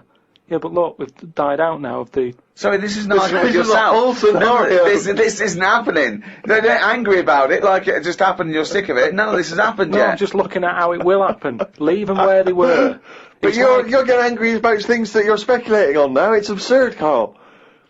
Not once have That I read was an here about argument your with anger yourself. about terrorism or international, political injustice. Not once have you written about that. Only about the fact we may send animals back to the Andes. I know, but just because it just annoyed me, that's all. They brought them here, some fella's getting a load of praise because they brought this weird animal into the country, and yet it's like, well, they were on the Andes for a reason. Leave them there. It was happier there. I mean, I feel guilty when I open a bag and a fly flies out of it, and I think, where's that come from? What bag are you opening with flies? What bag? No, just when, like, the bag I took the computer home in, a fly flew out of it, and I thought, when did that get in that bag? Wherever brought that from? And it's the same thing. It doesn't want to be somewhere else. It was where it was. And that's the same with this Polaco, or whatever.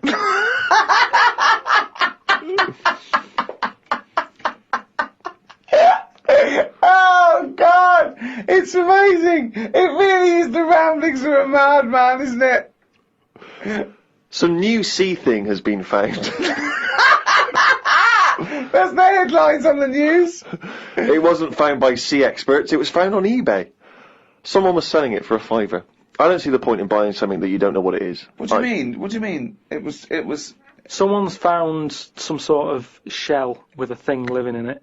Right. They thought, oh, I've never seen one of these before, I can flog it on eBay.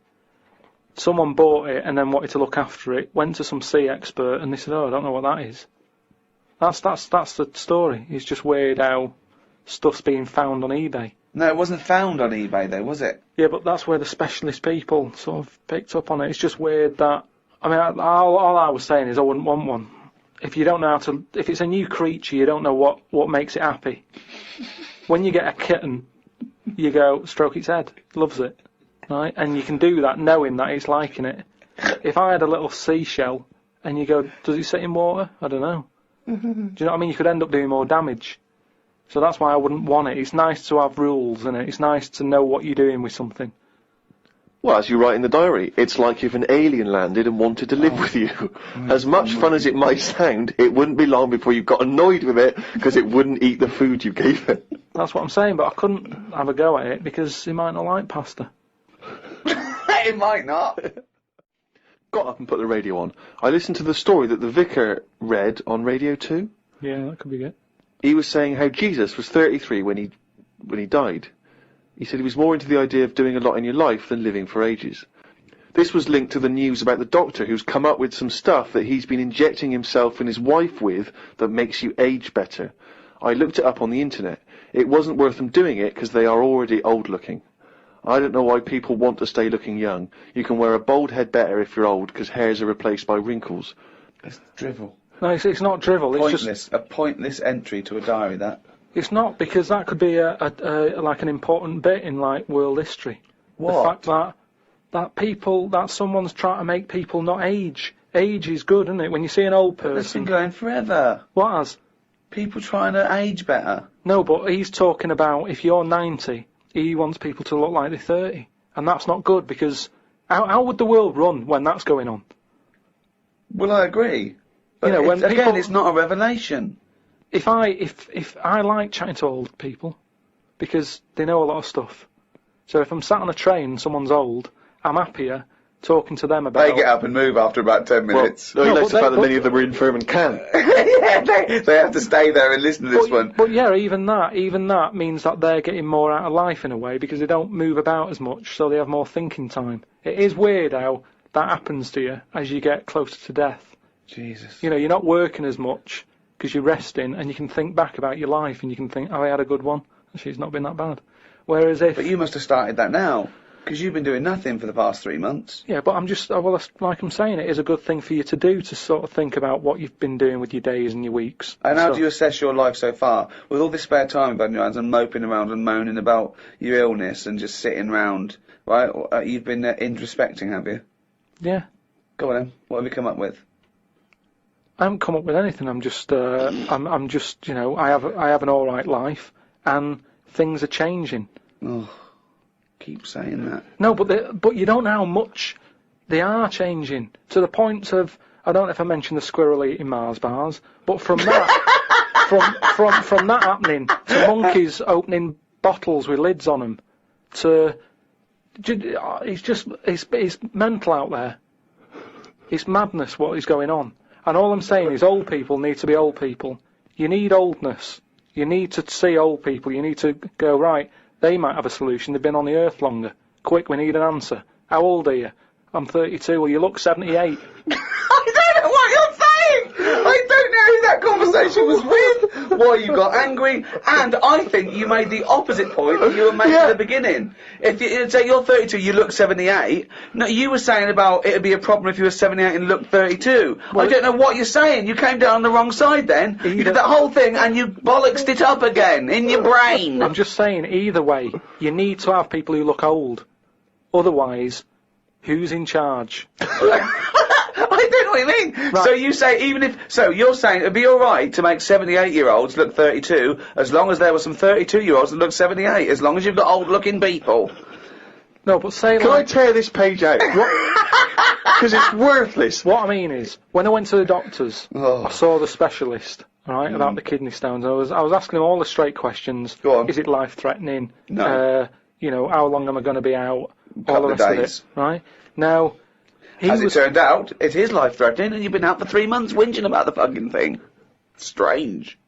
Now, he was quite old. He looked about 55, and that reassured me in a way. In a way, it didn't, because he's one of them doctors who didn't open his eyes much, and I kind of thought, I hope you I open don't know them what you're wider. talking about. What do you mean?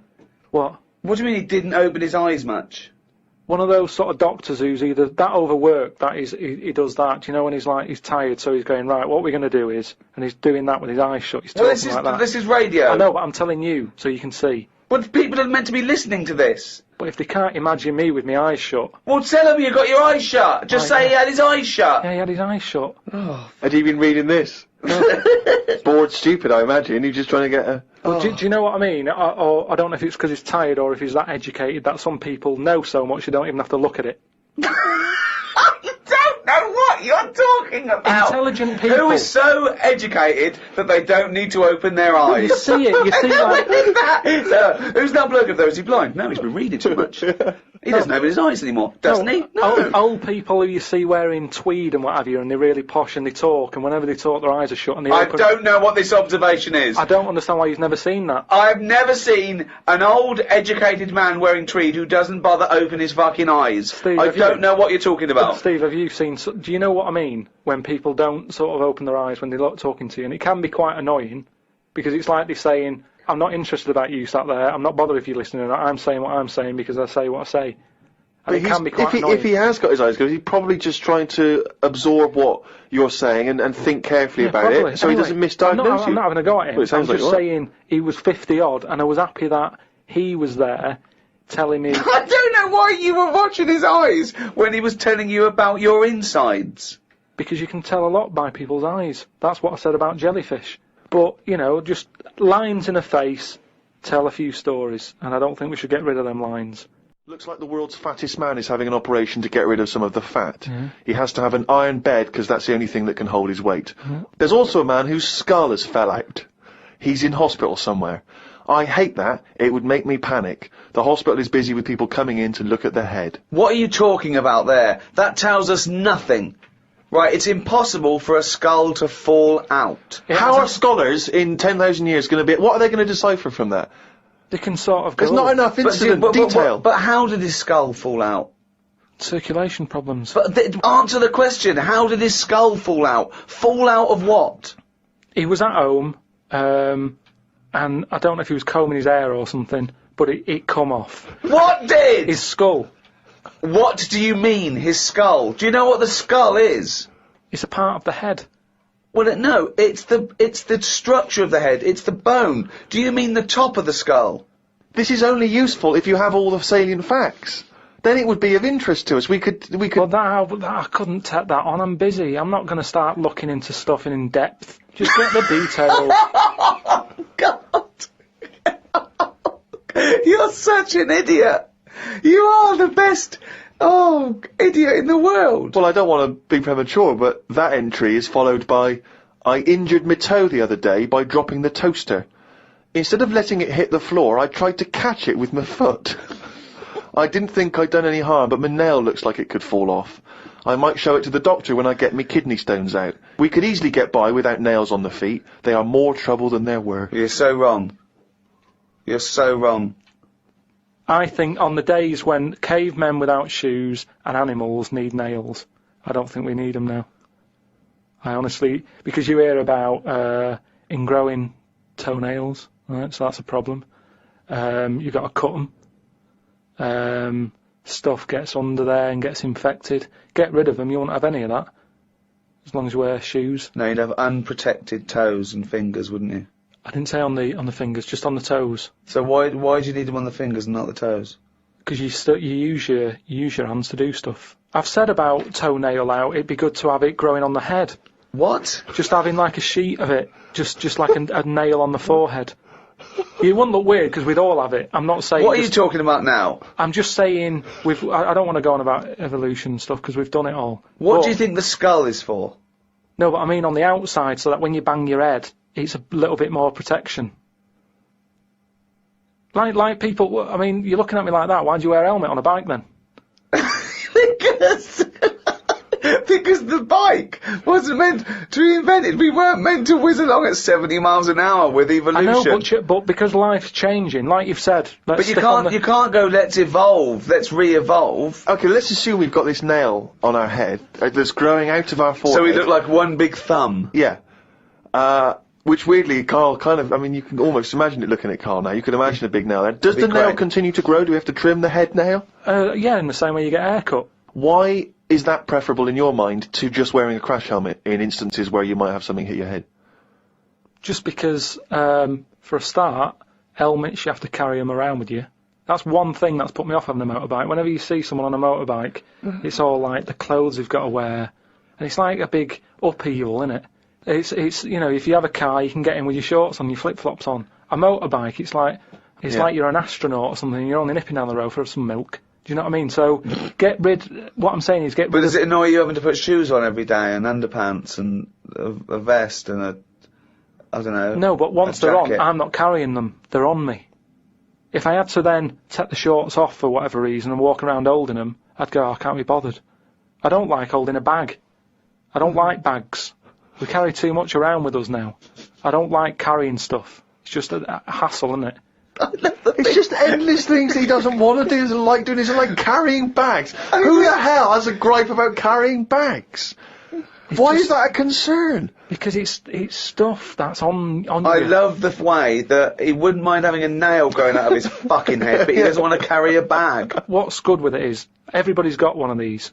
But it's not going to happen, Karl. And the most important thing in your body, apart from the heart, is your brain. So protect that, not the toes. The toes we can get by without the toes. People. But your head's important, isn't it? There's a lot of stuff in your head.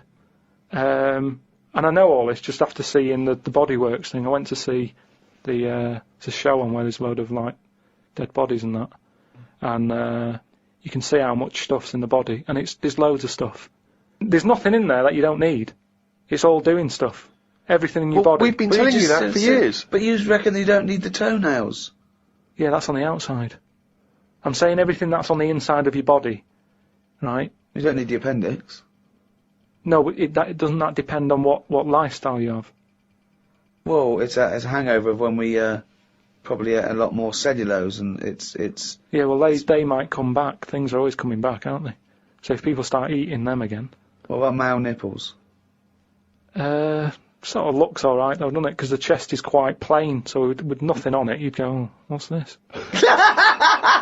It just balances it out. I think it looks all right. I think it works. So leave it. But what were we talking about? But wouldn't you rather have maybe a little like a rib cage around the testicles? Because you get a whack in them and it. Oh. Yeah, that's pretty good. Not an invention, Karl. It's not an invention, and we can't do it. But will you be able to sit down still? Because that's the good thing with them at the moment is movement. So it sort of works. But don't they say, they said something about testicles, the body works thing. Well, they're on the outside. Put yours away, Karl. You're not one of the exhibits. They're on the outside because they have to be a few degrees below body temperature for I think the Sertoli cells to So work. that's an odd design. That they had to go there, because it's a bit of an odd place to have them. Where would you suggest? Dangling from the throat? Sort of. I want to redesign you, right? You can possibly do this now. This is something you can actually do, probably. You could probably have your testicles anywhere. So where would you want them? You've got a giant forehead nail. Yeah. You could have that. It probably wouldn't grow, but we could certainly have that. I just mean like, because if all it's about is temperature, you don't want to get them too hot. Yeah. Well, they're getting hot down there because you're wearing pants and what have you. So have them nearer to the outside of the body. Well, they are on the outside of the body. No, but we wear pants over them. So you wear pants over them because they're testicles, and polite society suggests that you don't show your testicles. Yeah, but that's the odd thing, isn't it? That's what's happened somehow. That we've said testicles shouldn't be seen. Well, then just put a hole in your trousers. If it's only about keeping them cool, and because they're too hot, why don't you just hang them out your shorts? Because there's too many sort of seats that are shared these days, isn't there? But what I'm saying is. Well, what are you saying? Where would you put them? Somewhere like sort of under the ears, so it sort of just looks like lobes. So you would redesign your body to have a pair of testicles hanging from your ears. And when people are sometimes talking, they do sort of mess with their ears, and they're always saying check for lumps. More handy. Had a late night last night because I stayed up to watch a programme about monkeys. It's already good. Of course you did. It's already good. Now, before I read on, I mean, is this not some kind of monkey news? Is this not a late return to monkey news? Well, it's not that good. Is it not? Whereas the other monkey news is... Oh, chimpanzee, that's some more shit! This is what he says. This is what he gleaned from the programme about monkeys. It sat on a bridge and wanted stuff off people to walk over the bridge. What? So it was acting as some kind of toll booth, This is ridiculous. No, it was a bridge in like the jungle. Oh, shut the fuck up. And it's a monkey that sat on a bridge, and a lot of tourists go through the area. No, it's a monkey look at them. who realised that if he sits there, he'll get stuff because it look like it's a cute little chimp begging. No, but every time. Yeah, because you give a monkey, I'm as bad as him now. If you give a chimpanzee a banana, and he starts realising that humans have things to give. Yeah, but it's all Squirrels sorts of learn that. But you don't go, you wouldn't say, went to the park, the squirrel's waiting at the gate. You have to give them a toll to go in. They're only going to give them a nuts. They come up to you every time. You fucking idiot. Went to bed after watching it and fell asleep thinking about it on the bridge right now. It's a bit bad, really, because the monkey should work harder for its food. It made me remember the slug I saw yesterday that was eating bird poo.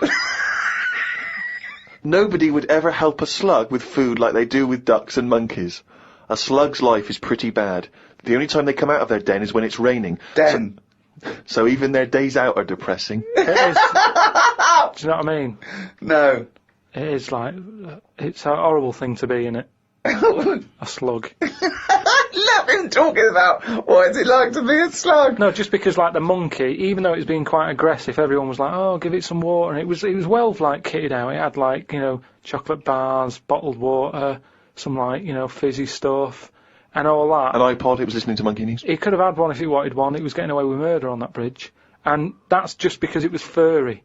Yeah, if that was like a blob, like a slug, there's no way people would be that friendly towards it. And it just annoys me how you get this pecking order for, like, no matter what creature you are, favouritism.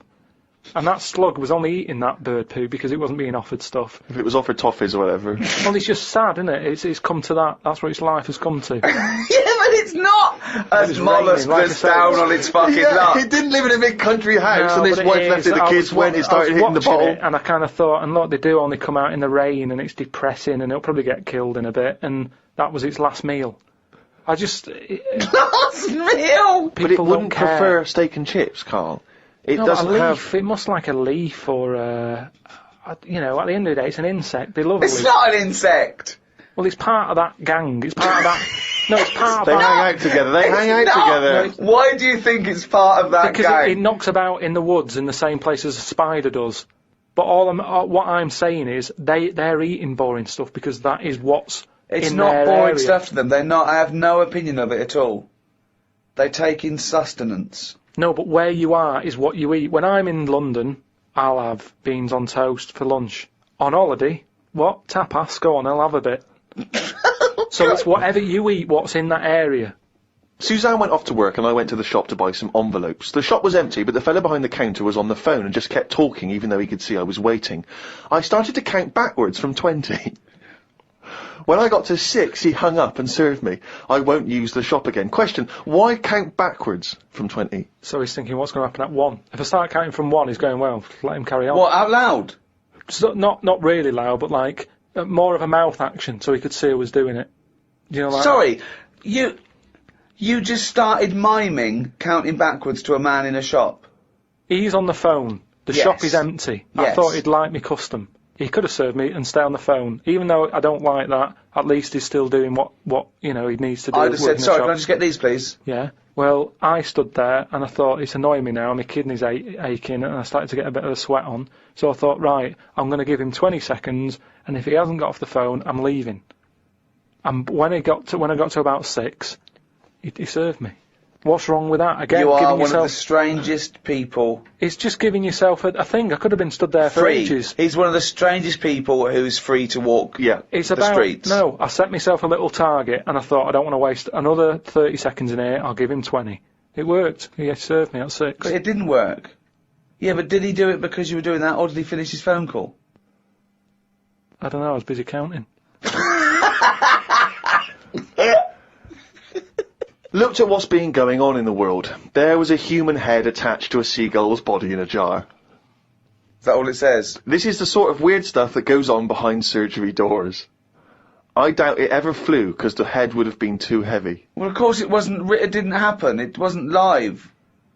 No, but they try this stuff, don't they? That's like that program I watched with a Well, monkey. who has ever tried to put a human head on a seagull's body?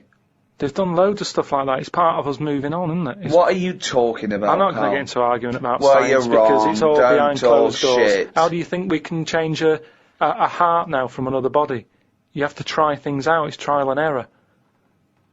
All sorts of weird stuff goes on in hospitals, but we let it happen because it's to help us out in the long run, isn't it? But what are they aiming towards when they're going to find out if you can put a head on a seagull's body? What is that? What are they want to learn, and how do they want to apply that knowledge? A new heart is obviously for a reason. It saves a life. Yeah, What is this to save money on transport? Instead of getting a bus pass, you go, can I just put my head on the seagull's body? I go, well, it won't work. We'll try it. Yeah, but there is odd things like that. Like, I saw a fish the other day, right? Right. And honestly, it's the weirdest thing. It was just like a blob with a face. Now, I would never have said, yeah, let that swim about. I'd have killed it from day dot. I would have gone, get rid of that. Oh, God! Under what circumstances would you have killed that from day dot? I'm just saying, looking at it, I'd say that does not work. And it looked sad. It looked like it didn't want to be about. Have you got her number? Now, of course, for those of you who have not been keeping abreast of Karl's medical complaints, just bring us up to speed, Karl. You had to go into hospital this week because previously you'd had. I've been in and treatment. out. Honestly, I've been in and out of that hospital just with kidney problems, really painful and what have you. And He had it's kidney stones, alright. No, but sorted. seriously. Monday. I had a bit of a lie-in today because I have to get up early for my operation tomorrow. Not only have I got to have tubes shoved up me knob, but I also have to get up at 5:50. Suzanne said I could have what I want for my last dinner. It's not your last dinner, you're going for an operation. Yeah, but you can't take things for granted these days. I had shepherd's pie and peas. Suzanne made it from scratch. As nice as it was annoying. Because making stuff from scratch means loads of pots, and it's my job to do the washing up. So much as the food was nice, there was loads of pans and that.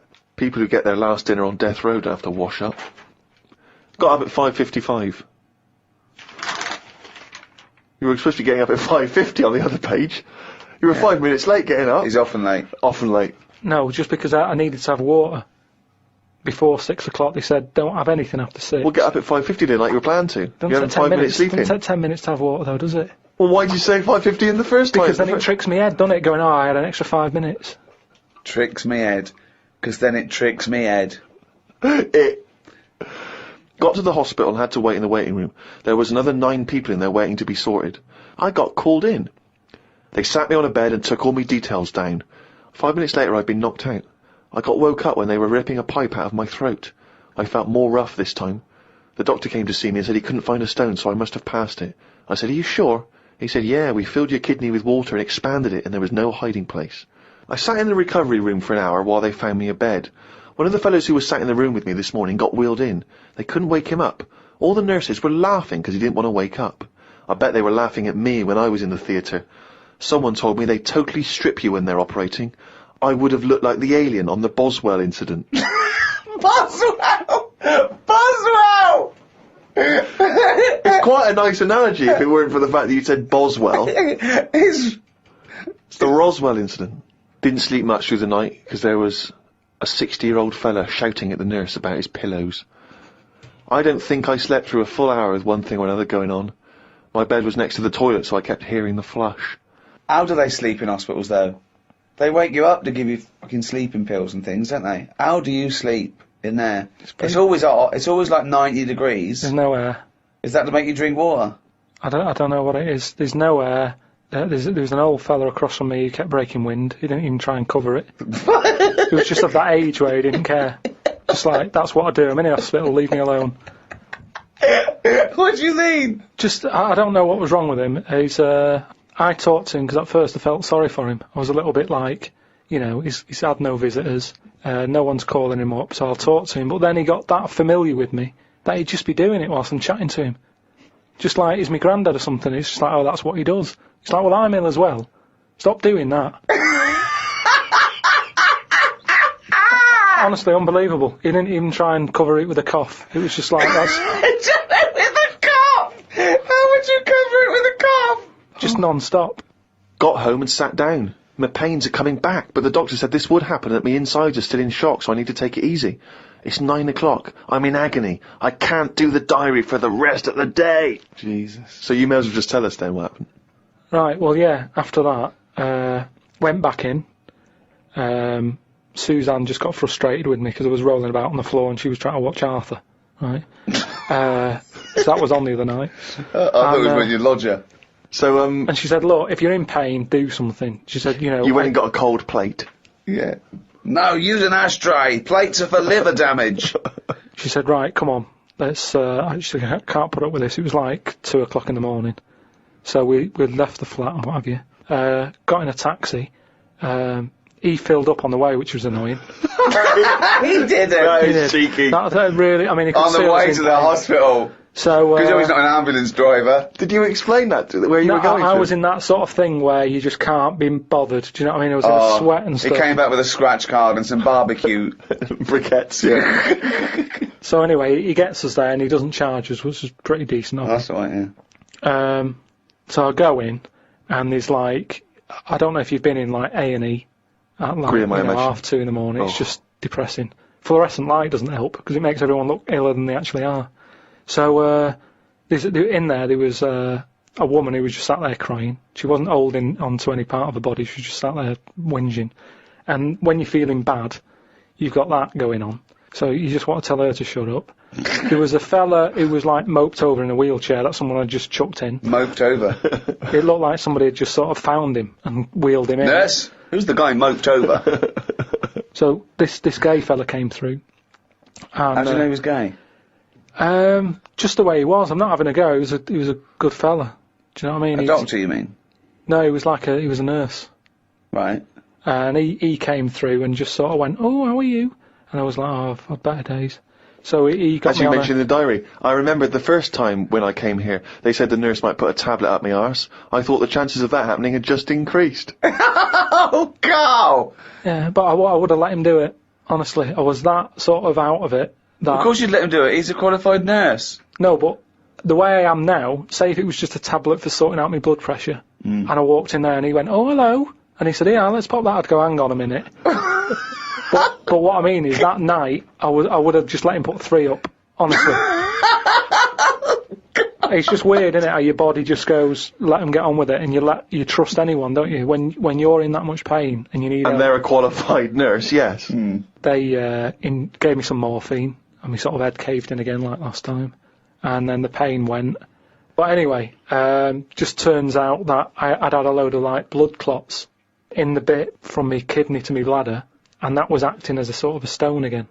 No, it's just a scab, isn't it, where it's curing it? So. No, but all the work, when they blew up the kidney 4 times its normal size. So there was no hiding place for the stone. Yeah. So when they did that, it caused a lot of blood. It must have ripped the sides of it and stuff. And then that blood was in the kidney, and it went down the pipe and blocked it up a little bit. And that's the pain that I had. It was sort of, had problems getting through all this thick blood that they'd caused. So, the weirdest thing that happened when I was in there, right? The morning, like after I'd had the morphine and what have you, right?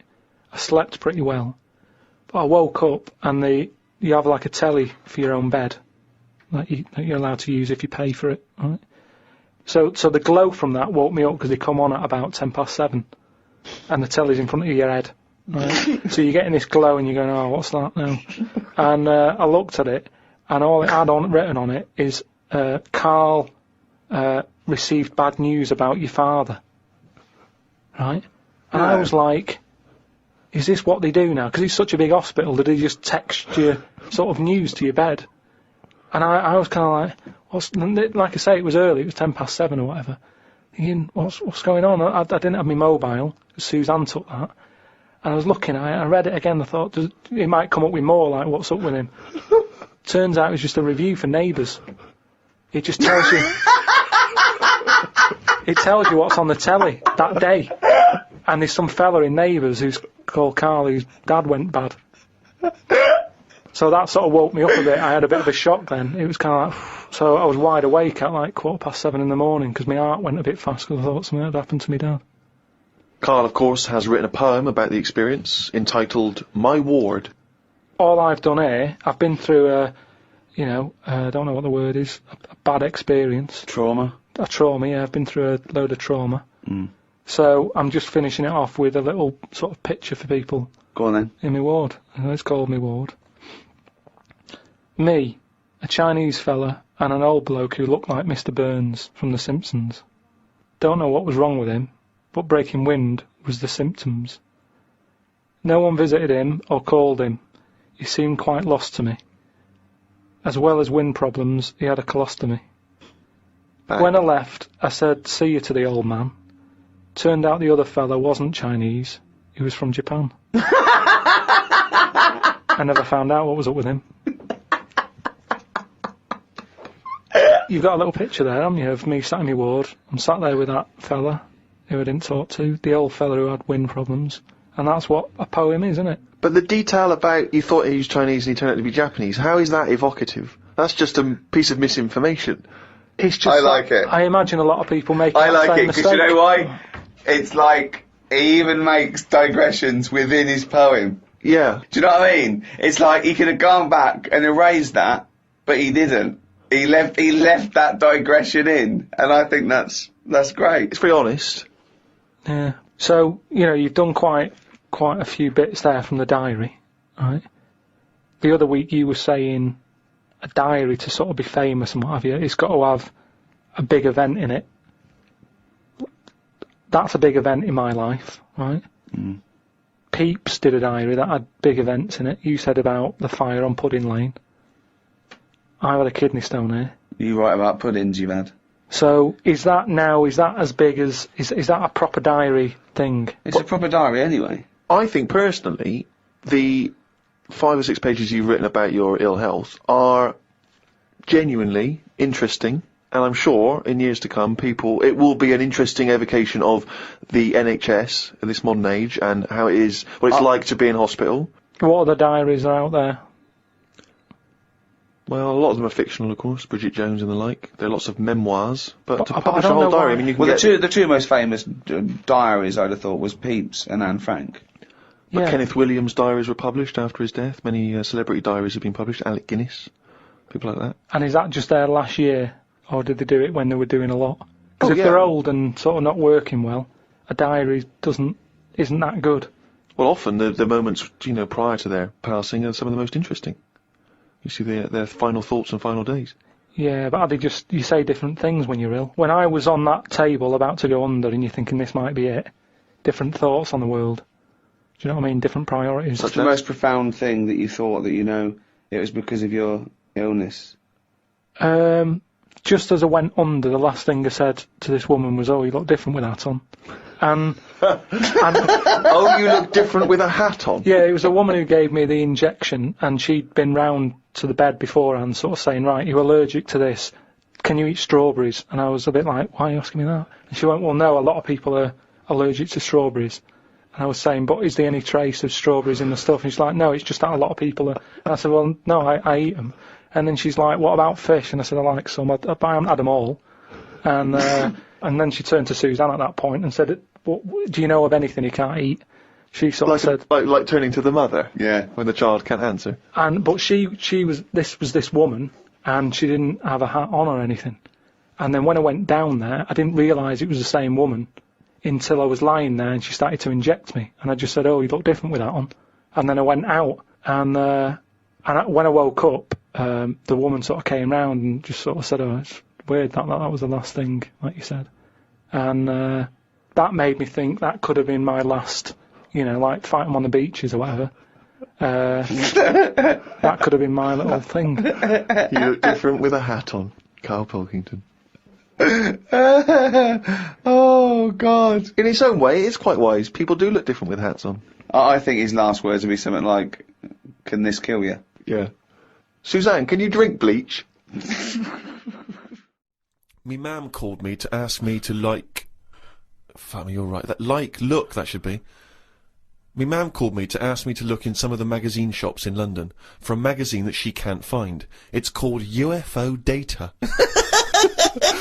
I said, I ain't heard of it. She said she's seen an advert for it in one of her ghost magazines. I love the fact that she can't even find the magazine about unidentified flying objects. Yeah. So we get a clue. She thinks, I think I saw something, but I don't know whether it was a magazine or not. So we get a clue there as to why you give any credence to this crap. Yeah, well, it's, I mean, Mama Pilkingtons into the same shit. there's a lot of space out there, isn't there? She said that this magazine has got news story about how Aldrin, brackets astronaut, has got some evidence that aliens exist. Yeah. I told her that I found out today that the days are about 36 minutes longer on Mars. We chatted about how this is how they are more advanced than us. Do you mean the Martians? Yeah, if they've got a longer day, that's more time that they're awake working on stuff. Right, yeah, we know that makes no difference at all. No, it does. Think about it. Think Yeah. about it. Look, think about it. 6 o'clock here. Yeah. People are going, "See you tomorrow. I'm going home." They'll be going, "Oh, another half hour." They've got a longer day. Productive. And that's why they're able to fly. That's why they're whizzing around. It adds up, doesn't it, over the years? Christ almighty, what drivel! Suzanne got in from work at 11:30. I told her about the UFOs in Mars. She said she's too tired to chat. I said, does it mean aliens will be more tired than us, or do they get more sleep? I got no answer. I love it when Suzanne goes in. She never indulges No, you. it scares her. Anything with ghosts and UFOs, she sort of... It doesn't ignores scare her, does it bores scare her. No, it freaks her out.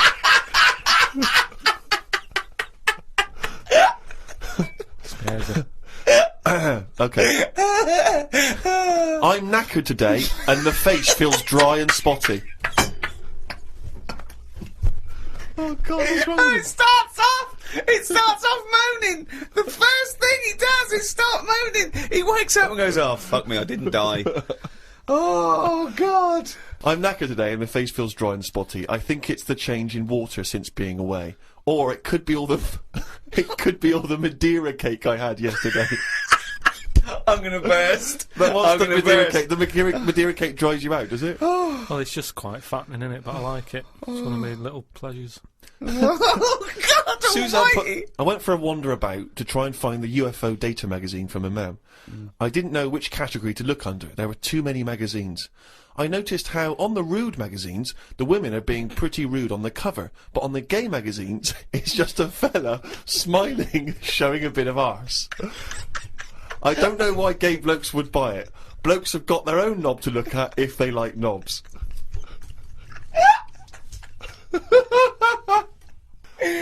Why were you looking at the gay magazine? No, I wasn't. It's just that. Oh, you were? No, I You noticed studied them. Yeah, because I you've was written looking about for UFO data. I don't know where they put it. I don't think you find evidence of other worlds down men's pants.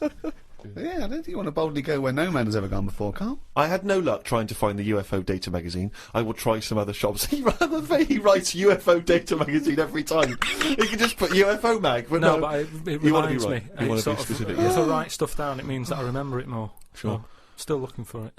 Got some posts from Oxfam. They're flogging animals for Africa again. They've got new animals in their catalogue now. They've got donkeys and alpacas. Donkeys 50 quid, alpacas 20 pounds. I don't know if this is a special rate or if I could get one from a mam. She's been saying how they've been missing having a pet since they had the cat put down. Sorry, you don't get it. If you buy that for someone, you don't get it. Yeah, but they're not bothered where they're going. Yes, as long they as they're do. getting Of the course money. they don't. They don't deliver them. It's not like they're in a warehouse wondering, people thinking, I hope people buy this. They're going to put them out there. They're. But at the end of the day, 50 quid's 50 quid, and they're not bothered. If they're Right. sending an alpaca to Africa, Yeah. and I'm saying, can you get one to London? To them, that is less hassle. Right. Karl, that's not how it works. You can't just go and say, oh, I'll have one of them. They're not bothered. It's for charity. Karl, of course they are. You can't buy an alpaca for 20 quid. Christ almighty. Plus postage and packaging. They're big bastards. Read about a pub that is getting some stick because they've stopped a horse going in. It's been the horse's regular for ages, but there's been some new owners who've taken over the pub and they said they're serving fresh food and don't want a horse in there anymore. She taught me some way to breathe that will relax me. I wasn't feeling that relaxed though, because the person behind the counter was banging about making a coffee. Noise stresses me out. I wonder if less deaf people die of stress than people with working ears do. Oh, it's the theories. It's the It theories. is such a noisy world, though, isn't it? It is. London is noisy. Very noisy. I think just everywhere, just noise in general. They were Yeah. saying now, like, every noise has been used at least 5 times or something. What do you mean? Because there's only so many noises in the world. I don't know what you're talking about. I don't know what you're talking about. No, there's only so many What do noises. you mean every noise has been used 5 times? I don't know what that means. I don't know what it means. Because I don't know. I've no idea. Every noise once has been used at least 5 times. there's only so many noises. It's like a piano, isn't there? There's only so many notes. Yeah. And there's only so many noises. Right. But because there's so much stuff, the same noises are being used again. I don't know what that means. By whom?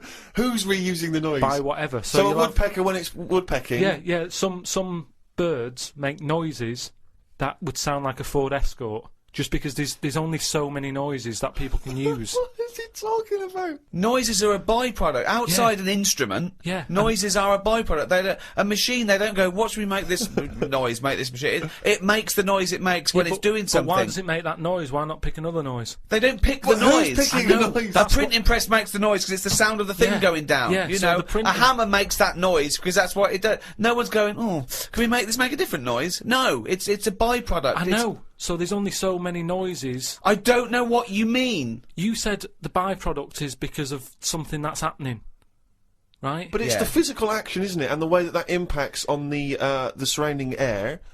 That's what how noises are manufactured. It's not a choice. When Stevenson's rocket came and I went... I went, can you make it go...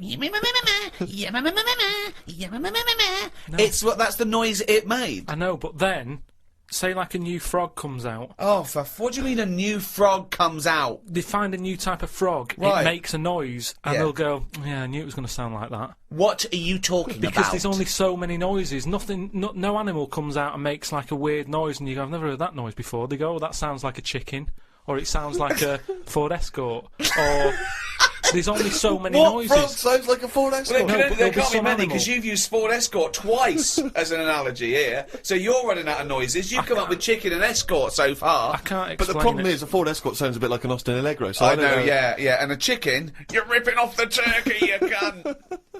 I read a bit in the news about people being injured while trying to cut open avocados.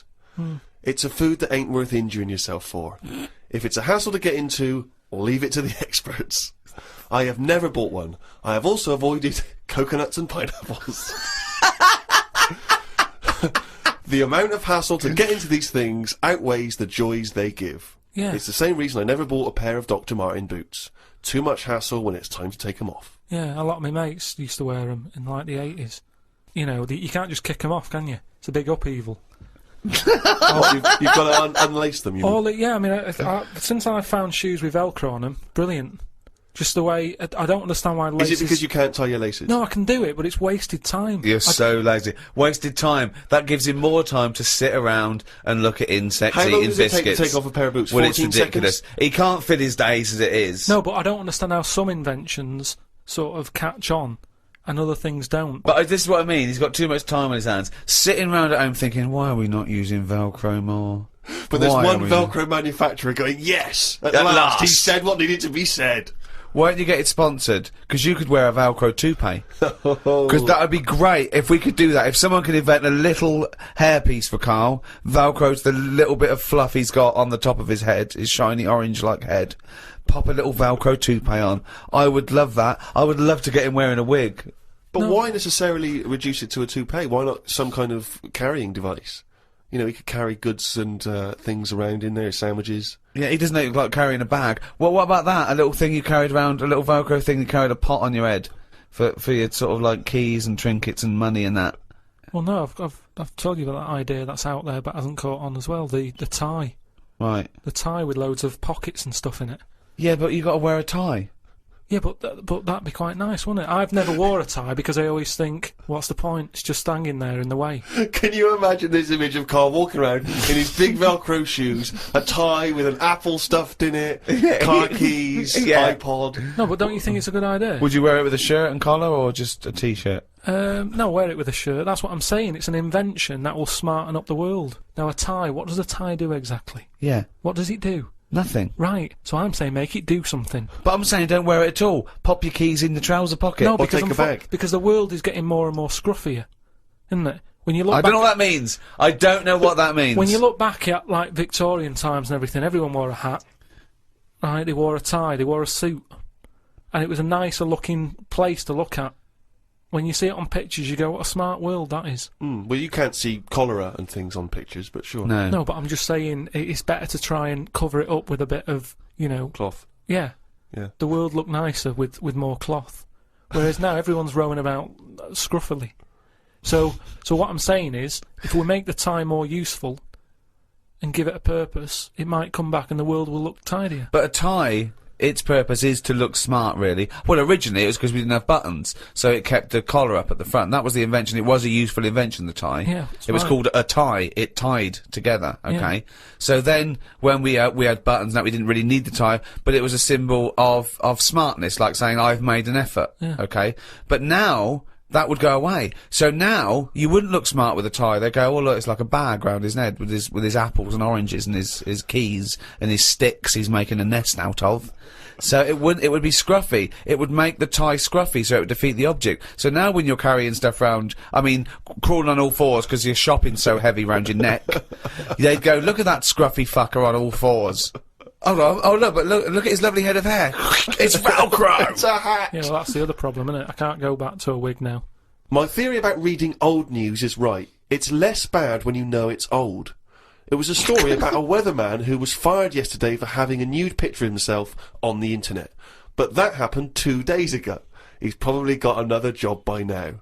So old news isn't as shocking. Well, old news isn't news though, is it? It's olds. What are you doing? Just reading the olds? No, but what I mean is, if someone Stick the video on of last week's news. I just want to catch up on the olds. Yeah, but then it's still news. News is something that you don't know, isn't it? If someone tells Well, that's you everything to you. That's information, Karl, not news. Yeah. but news is information. No, And the key with news is the word new. No, I don't think it is it? It's just information, but they tell you at 10 o'clock at night. It's like, what information's gone on? Bong. Here's some information. Yeah, that you didn't know before because you couldn't have, because it only happened today. Bong. Yeah, but never mind that. I'll tell you in a couple of days. It doesn't matter as long as you get the same info. Bong. Yeah, we can't call it news though because it's misleading. We'd get done. It's called olds. Bong. Yeah, but listen to me theory. What I'm saying is that if someone in your family, you know, it's Christmas and that, I don't want to bring the tone down, but someone dies in your family. Now, say if you're away on holiday, and they don't call you because they don't want to ruin your holiday, and you come home, and they go, Uncle Frank's dead, and you go, oh, when did that happen? And they go, 2 weeks ago. Now, because everyone else has got over it, it's not as bad for you. Because part of bad news is the way everyone's walking around moping, going, oh, have you heard the news? Frank's dead. But because everyone's got over it, time is a healer. That's what I mean about old news. It's better than new news. But according to you, the only news that really matters is stuff that affects you. So it doesn't matter when you. There was an earthquake. When was it? Yesterday. Phew, that's all right then. Often the aftermath is worse than the actual event. 2, you only care about things that actually happen to you. So the doctor goes, "You got a kidney stone." Oh, when did this happen?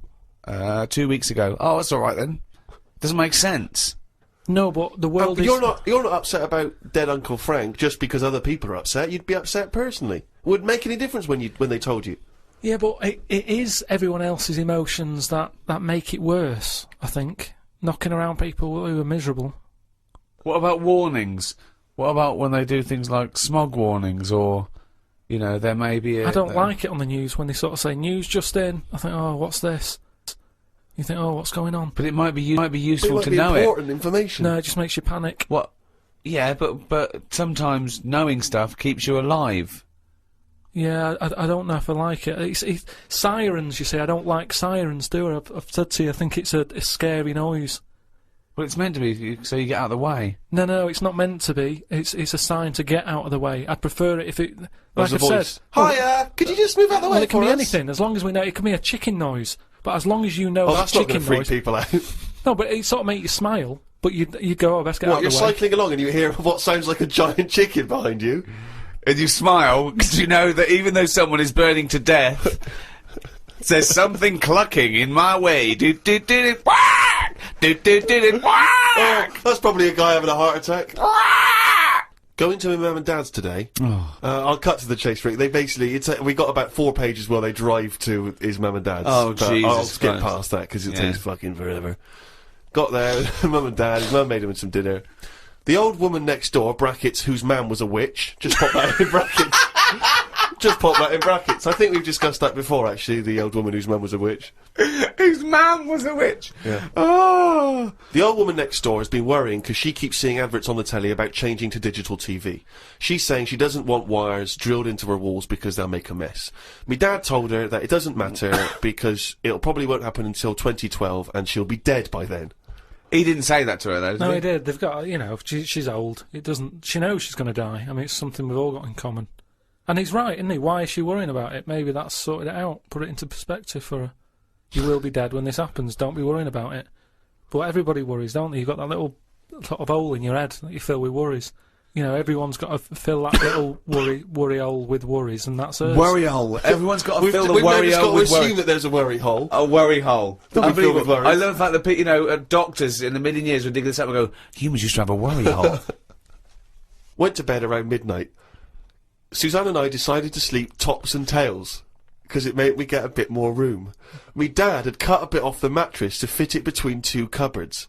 It's amazing how much of a difference it makes just sawing off a bit of the mattress. You sort of roll to the edge, but the weight of the blankets keeps you in.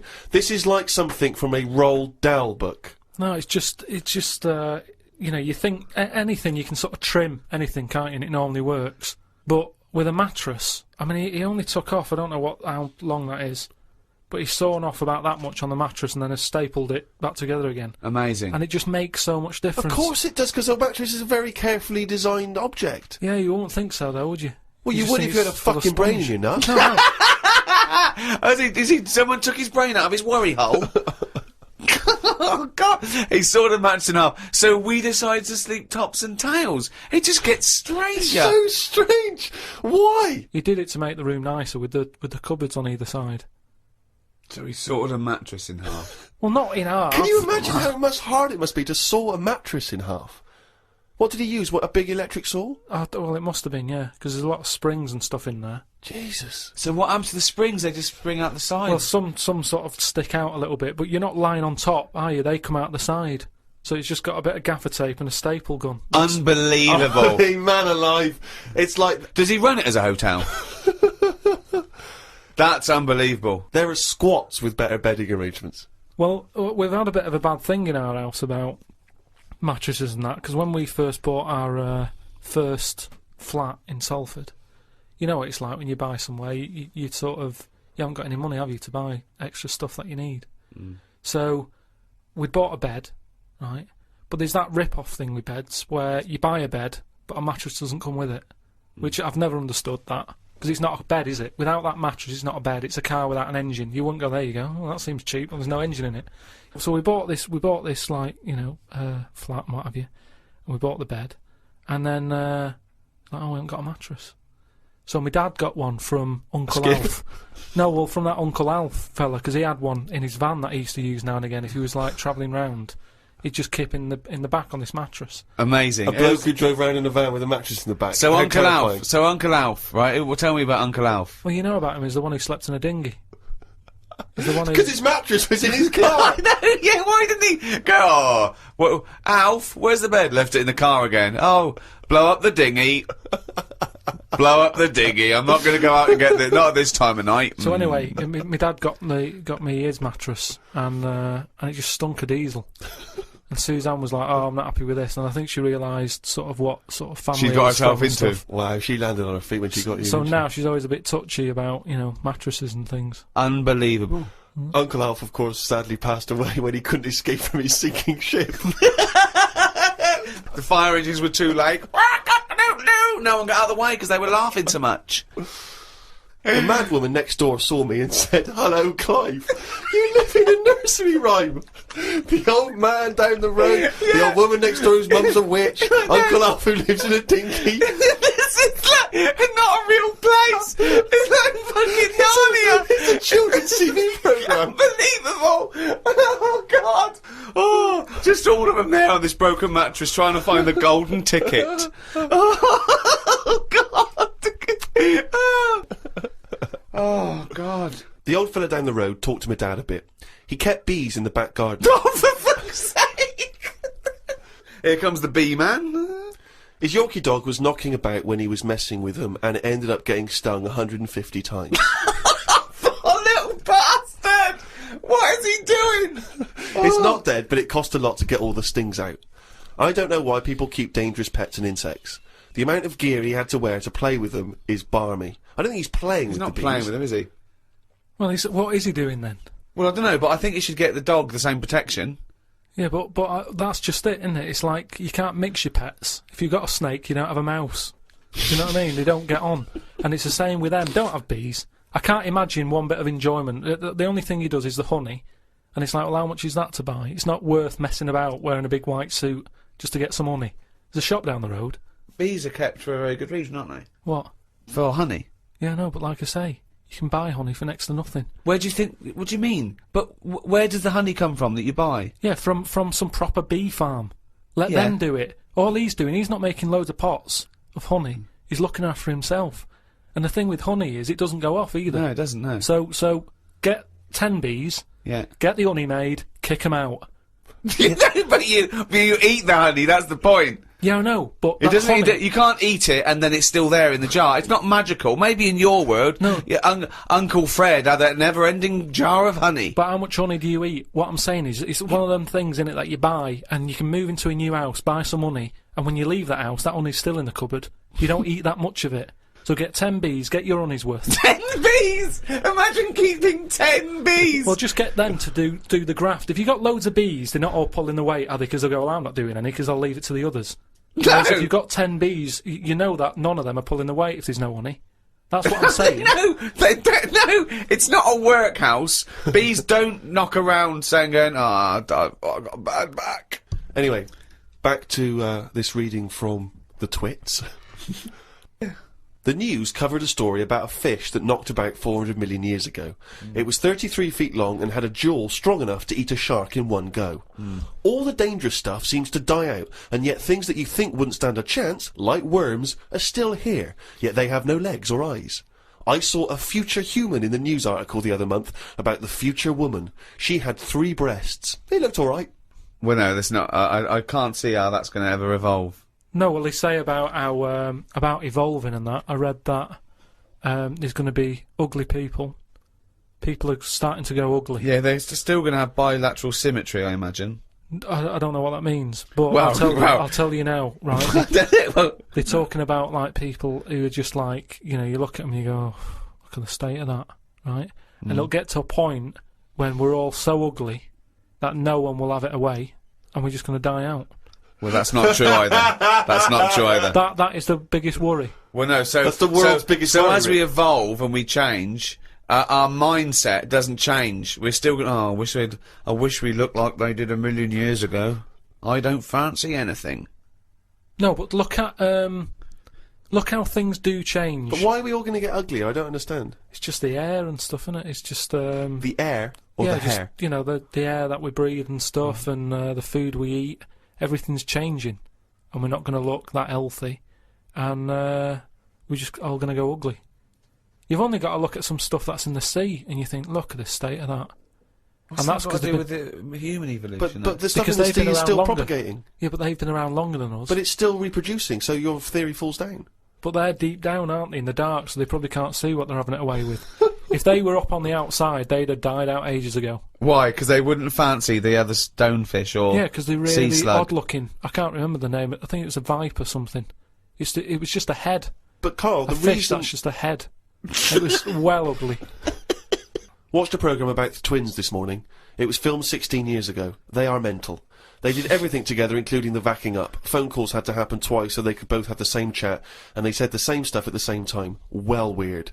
The bloke who I watched it with, I don't know who that is, just some homeless guys that you just invited into the No, flat? just someone I've been sort of working with. Sure, a mate of yours. He said he fantasised about having it away with a pair of twins. I don't see the point in this. If you're going to have 2 of something, I would prefer to have 2 different. Have 2 different women. If I had 2 cars, I wouldn't have the same one twice. Same rule with women. I don't even normally like buying the same pair of trainers twice in a row. No, if you're going to have something new, make a change. It's like that fella who was going out with a woman and then left her and went out with a twin sister. Not worth it. Not worth it! It's not worth the upheaval, is it? Because it's exactly the same model. I watched the final of I'm a Celebrity, Get Me Out of Here. It was between singer Jason Donovan, singer Mylene Klass, and singer Matt out of a boy band. I had my money on Donovan, but Matt won it. I think it was because of his last task. He ate a fisheye, some grubs, a big fat insect that they have on every year, a crocodile knob, and a kangaroo anus. I feel like we've come there, Rick, to where we entered. It was this time last year when we first started the podcast that we were talking about I'm a Celebrity, Get Me Out of Here, and you coined the famous phrase, I could eat a knob at night. Yeah. So it's full circle. It's just that the last series finished recently, and it was astounding that he ate a crocodile knob, he ate a crocodile eye, he chewed up and swallowed a kangaroo's anus, which I to be honest, I didn't know was a food stuff. Could you eat any of that? If I had to eat any of them, it would have to be the anus. What, really? Yeah, more than the other stuff. I couldn't eat anything that's still alive. No. I 'cause, agree. I I think it's couldn't a eat bit- any of that. I bit don't know under what circumstances I'd have to go, right, that's it now, we're not going to survive, the ship isn't coming, there is nothing on this island I can eat, give me the crocodile's penis. So it wouldn't bother me. I could eat anything. I could do almost all of the challenges on that programme, but I couldn't cope in the camp. I couldn't cope with the lack of food and the uncomfortable bed. That's all that would do my head, and I'd drive people spare, whinging and complaining. I couldn't cope with any aspect of it except the physical challenges. I couldn't cope with sleeping with people snoring, the things crawling over you. I'm not so squeamish about that, like snakes and things. That's all right. But the eating is ridiculous. It's out of the question to eat a worm or a grub. It doesn't concern me. I don't know why. I don't see really what the difference in it. The texture's probably the same as lots of other things. What would hunger do to you, though? Do you think? Would you think I would change? Do you think if it really was a choice, if someone said, and I knew I would die if I didn't eat worms? I think you would, yes. I think you'd complain and you'd whinge for a while and you'd try and put it off and you'd hope a ship would turn up. But when it didn't, you'd start chowing down on a bit of crocodile anus. But then where's the rest of the crocodile? Well, yeah, that's a good who's point. been eating that? How come I've got this? You're meant to work together as a team in bad time, and yet I'm being handed an anus. Forget it. Woke up to the news about an elephant in India that had sore feet, so the locals have made it a big pair of slippers. Tried to look online for a picture, but I couldn't find anything. Sure, they've made it 2 pairs of slippers. Well, I'm only going by the facts in the diary, Rick, and I would have thought that they were absolutely bona fide and fact-checked and completely accurate. I'd be very surprised if there's any mistakes in here. I'm sure they've done this for an elephant before. I thought elephants have bad memories. No. Well, no, but fair enough. I thought elephants have bad memories. If they have, I'm guessing it's going to keep forgetting where it's left them. I mean, just to get if it's a myth, the myth completely wrong. Yeah. Elephants never forget. That's the saying. Not they always forget, so you can buy them slippers every year. Karl says, I haven't had a pair of slippers for years. He thinks they're dying out. No, I love slippers. I love a pair of slippers, I love mate. a pair of slippers, mate. Just wear socks. Oh, slidey on a no. slidey on a piece of lino. I know. And what about if you maybe opening a brand new box of thumbtacks? You drop them all over the floor. You're trying to pick them up. Rick, I've got to pop across the road to get some milk, but it's right opposite. I'm surely not going to go in my socks, though, am I? But I don't want to put on the shoes. It's mad. No. Pop some slippers on. Well, perfect. Yeah. Yeah. But you shouldn't go out in your slippers, Why not? Just across the street, mate, to get some milk. because they're inside shoes. You don't go roaming about on tarmac in slippers. That's basic. But you don't have any slippers, so No, you're but just tiptoeing across the street. You know. I with put your- my shoes on. But you can pop out and get the paper and the bottle of milk, can't you, in the slippers without any harm done? No. Huh. Apparently not. That'll make it into the diary. Tried to have a shower, but there was no water. I love it when he calls me and things go wrong with the flat. But I like the fact that he tried to have a shower, but there's no water. How long did it take you before you realised he was there for 20 minutes? Yeah, after 20 minutes, he said, Suzanne, should I be dry? Yeah, I'm freezing cold. Yeah, no, you should be sort of wet and warm. Right, there's no water then. Brilliant. I called the service charge people, but no one was about. Looked outside, but couldn't see any work going on. Great, innit? In India, they can sort out elephants with shoes. In London, we have no water. Hung about for a bit, but still no sign of any water. Brushed my teeth just using the paste, and used the little bit that was in the kettle to have a wash. I was pretty chuffed that I thought of using that. Suzanne was a bit annoyed because she wanted a cup of tea. She said, go across the road and buy a big bottle of water. Not in your socks. Pop some slippers on. Go across the road and buy a big bottle of water, she said. I never thought of that. You had a wash using the water in the bottom of the kettle. Yeah, well, that's clean, isn't it? But how much? There's only a little drop in there. No, it's a big kettle. So what, did you just wash your face? Yeah. So you didn't wash your body or anything? Your genitals Well, were you couldn't, could filthy. you? You've got to look at what you can do with the water available. People in Africa and that short of water aren't wasting it, saying, oh, my feet are a bit dirty. They drink it. What do you mean? Had a look online to see what's been going on. Scientists say that Everest, brackets, the mountain, just in case you've confused that with any other Everests. Maybe the double glazing people. Yeah. You say that scientists say that Everest has grown a bit. The way they were talking about it, you'd have thought it's grown loads. It's only inches. No, isn't that... They found out that it's actually a couple of inches taller than they first thought because their methods of measuring are more accurate than they were 20 years ago. So it's bigger than they thought it was. It hasn't grown. No, I just think what's happened is at the bottom, because of like people are always climbing up it, aren't they? Right. Yeah. So they're sort of wearing away the Don't soil at the bottom. talk rubbish. So their it's weight also has pushed it down. It's It's also just measured pushed- against sea level. It's not measured about when you get. Otherwise, they'd just dig a big hole, wouldn't they, and go right. It's down to here. If the no, but peak does it- is measured at the end of against the day, sea though, level. does it matter at the end of the day? No, but it's just nice to know, isn't it? Yeah, but that's what I'm saying is we don't need to know that. It's not going to put anyone off. Like Brian Blessed, who's always climbing up there for fun. He's not going to go, oh, I could handle it last year, but 2 more inches. Forget that. Going to be shattered. So don't worry about it. It doesn't matter how big it is. Something else, though, that's happened since, right? They were climbing up there, and someone got near the top, and they were sort of climbing up like that, holding the cliff edge and that. And they'd forgotten the flag. Had to go back. No, their hand hit the bit of rock, and it went like, ding. I'm like, what's that? It went, ding, ding. Put another hand up, ding, ding. Piano under there. They don't know how it's got there. Right, you're talking shit again. Someone's been tipping. Well, oh, right. Up Everest. Okay. It's- The council won't even take away your washing machine unless you pay them. They're know. not going to sneak up Everest. No, this is the problem, innit? Because the council won't take anything. People are going, what can we do with this? Oh, yeah. Well, I'll tell you what, yeah. Just sneak up Everest. It'll take you 9 days, and you may die. But just pop it up on Everest.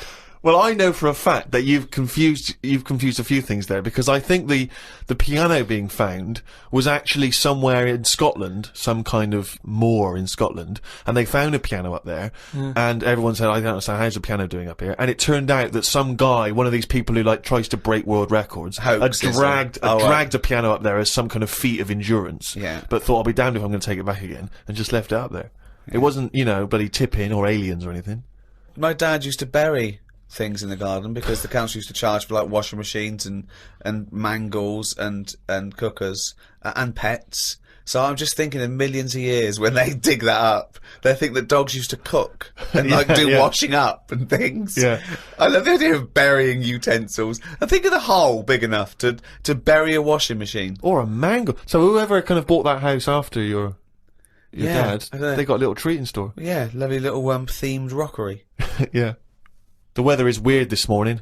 1 minute it's sunny, then it's thundering, then hailstones, then it's sunny again. People will be saying it's global warming. I don't really know what that means. Everything's changing all the time, innit? I wonder if years ago, when we first came out of the sea and we walked on land upright, did people blame the weather for that? Good point, isn't it? No. It's so stupid. Yeah, ridiculous. We didn't come out of the sea and instantly start walking around like humans and go, oh, can you believe it? We were swimming around, we were having a whale of a time. Do you know what? I blame the weather. No, but now they would, if that happened. It's the same way, say like evolution, right? We talk about it a lot, right? Now, years ago, I don't know how it happened, but some whale had legs, right? Yeah. This is how it started. Before he was a whale, yeah. Whales started off with legs, They that's were rowing right. about on the beach front, right? Anyway, it worked out that, they didn't like it or whatever. Get back in. Now, say if that happened again now, right? Say if someone's born and they always say, don't they, check for lumps and stuff, right? Make sure you haven't got any lumps. Now, say if Sorry, who says this and what's the... What? like magazines and doctors and that, they're always But saying, check when for you're lumps. first born? Yeah. Okay. But all- arbitrary decision, that Yeah, answer. yeah. But Go on. all I mean is, now, say if like our evolution thing is kind of like the next level is for us to have 3 legs because we're that busy on the world now. But it Everyone's doesn't work like that. multitasking. Why would it work like that? Because that's nature, innit? It deals with it. If people are getting stressed out and getting achy legs a lot because they're going, well, what you're doing there is you're using 2 legs like you've got 3. You need another one. But the problem is, No. Let it finish. say if someone grew a leg now, because it's like, well, we need 3 legs. Yeah, but... Let him finish. Okay. People would go, oh, I found a lump, right? And the doctor would go, oh, whip that out. Now that could be a 3rd leg. That's growing. But Karl, evolution doesn't work like that. It does work like Suddenly that. something isn't born with a perfectly formed 3rd leg that can be passed on. I know it's a lump. It starts off like a lump, and if you left it alone, Yeah. it would eventually, over a bit of time. No, over many, many millions of years. Yeah, but it'd grow as another leg. But we're not letting that happen anymore. It also wouldn't happen. Limbs don't work like that either. They do if you keep putting extra pressure on 2 legs. Karl, you're honestly, what you imagine the process of evolution and natural selection to be is, it's beyond me. It's no, incredible. but it depends whatever your surroundings are. That's what you change to, isn't it? Like the. Well, you don't change to it. You're either selected or you're not. So, what happens is there's a genetic throw up. So something's born, a llama's born with a slightly longer neck. And if that gets, the leaves that are slightly higher up and it survives, it lives longer, it passes on its genetic material. Soon, if that works, now over millions and millions of years, that they're the dominant species, a new species is thrown up with a slightly longer neck, and so on and so on, and it's gradual. It's just a slight advantage. Sometimes it happens quicker than that. There's been animals that have had eyes and then they go, they don't need them, they go in the space of a fortnight. What? No, what are you talking about? There's a lizard somewhere where it's roaming about in the dark and it used to have eyes, and they used to be like, why have we got eyes and that? What's the point in having these? Because we're keeping them open. And they were getting more tired. Because at the end of the day, if your eyes are open, do you know what I mean? Blind people can stay up longer than someone with eyes. Keep going. I want to follow this through to its natural conclusion. Keep going. There is nothing to do. Right. The first signs of you getting tired, you go, oh, my eyes, I can hardly keep them open. Yeah. So a blind person doesn't get that because they can roam about with them shut like that. So they never sleep, do they, blind people? Well, they sleep, but they don't need as much because their eyes aren't stinging. All guessing, all guesswork, and all nonsense. I mean, all nonsense. Well, hang on, fair enough. Okay, even if we accept that to be true of blind people, what was happening with the lizards? The lizards were going, I can't believe this is mad. We don't need our eyes. We're down underground. What's the point? Jeff, Bill, let's just no longer use eyes. Well, they were just like, in a way, it's better if we keep our eyes shut to keep the soil out and stuff. And then over time, they were like, oh, my eyes are stuck. Like the time when... For a fortnight, you said? No. It's over hundreds of millions of years. And the other thing is, it's not the case that there's no will to evolution. What happened was that a blind one had no disadvantage, so he was selected better than one with eyes that maybe would find it irritating or getting in the way. Just like a snake, it's not a disadvantage for a snake to lose its legs because it's selected, and then it's an advantage because they can get into places that with legs would get in the way. Like I've said before, right? You see like a little fella, like a midget or a dwarf or something. Right. Who's to say that isn't the way we should be? Do you mean, how do we know that... Well, everybody looks at them and goes, oh, look, there's a little fella. But really, it doesn't matter. If we were all like that, the world would be a better place because it's bigger, so there's more to see. Whereas for us, we're getting bigger all the time. The world isn't growing, so there's less to see for us. So for a midget, the world is brilliant. So I'd say it'd be good if we do go backwards as opposed to forwards. Instead of us getting bigger all the time. Do you want a cup of tea? No, I might show off, mate. I'll leave you to it. Do you know what I mean, though? We haven't got any. We've only got instant coffee as well. No, yeah, I might pop out for something. But what I mean is, they always say I'll make it. the body's. No, thanks, mate. But tell me when he's finished. I'm just saying the body's getting bigger, and instead of going forward. No sugar for me, thanks. Do you want milk though? Yeah, milk. Forget it. Some scientists have come up with a cure for bird flu. It's somewhat to do with some stuff in horses. They gave the flu to a mouse and then injected it and it's well again. I think we should stop coming up with cures for things as the germs are just getting stronger and stronger. I reckon by 2020, germs will be so big that we will be able to see them in the air. They will no longer be little particles. You wouldn't swallow one. If you did, it won't be the germ that will kill you. You'll just choke to death. I think that's how we'll die in the future. Choking on enormous giant germs. And they'll be like rampaging around the cities, will they? I'll tell you what though, right? Now, I'm getting worried now because the stuff he believes and thinks of, I mean, it could be mental. Do you know what I mean though? Like a proper paranoid sort of, one of those people that's soon going to live in a loft covered in tinfoil. Yeah. Right? And pages of the Bible all the way around the... and Suzanne's having to put on some sort of spacesuit to come in and give him his beans on toast. Yeah. And he's going to have to polish each bean. That's what scientists do, isn't it? They just sort of think ahead of everyone else. That's what I'm doing. And the weird thing is, right, Steve, sometime last week, there was a science piece which was close to what I'd already said, Yeah. that they've got some germs Sure. that like eating sugar, right? They stick them in a lunchbox with a chocolate bar, within an hour it was gone, right? And they say now these germs love chocolate and Did stuff. this scientist leave it near this fat scientist that works in the same laboratory? And he went, it's unbelievable. He said, Ted, he went, what? Right, I put the chocolate bar in here with the germ. I came, it's gone. That's amazing. Wow, that's brilliant, that. Do it again. What? Do it again. Leave another one, see if it happens again. So in the future, you're running around, and germs are. Eating chocolate. That's not science. That's Pac-Man. Went to bed and chatted about food to Suzanne. I said it would be best if our bodies could be run on something like coal. That way you wouldn't get fat, people, because you wouldn't be eating for enjoyment. You'd just be eating to give you energy. Suzanne said, why do you always take the nice things out of life?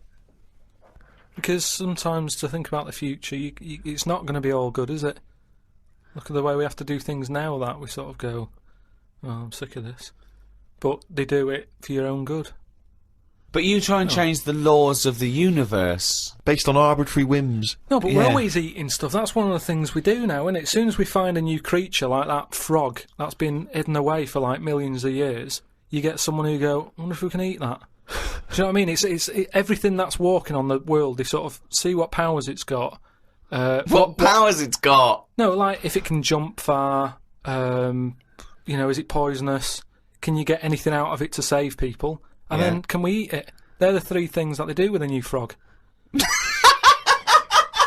Any creature. So what are they? Can it jump fast? Yeah. Has Is got it any poisonous? poison in it that you can use to get rid of illnesses? Yeah. Can you eat it?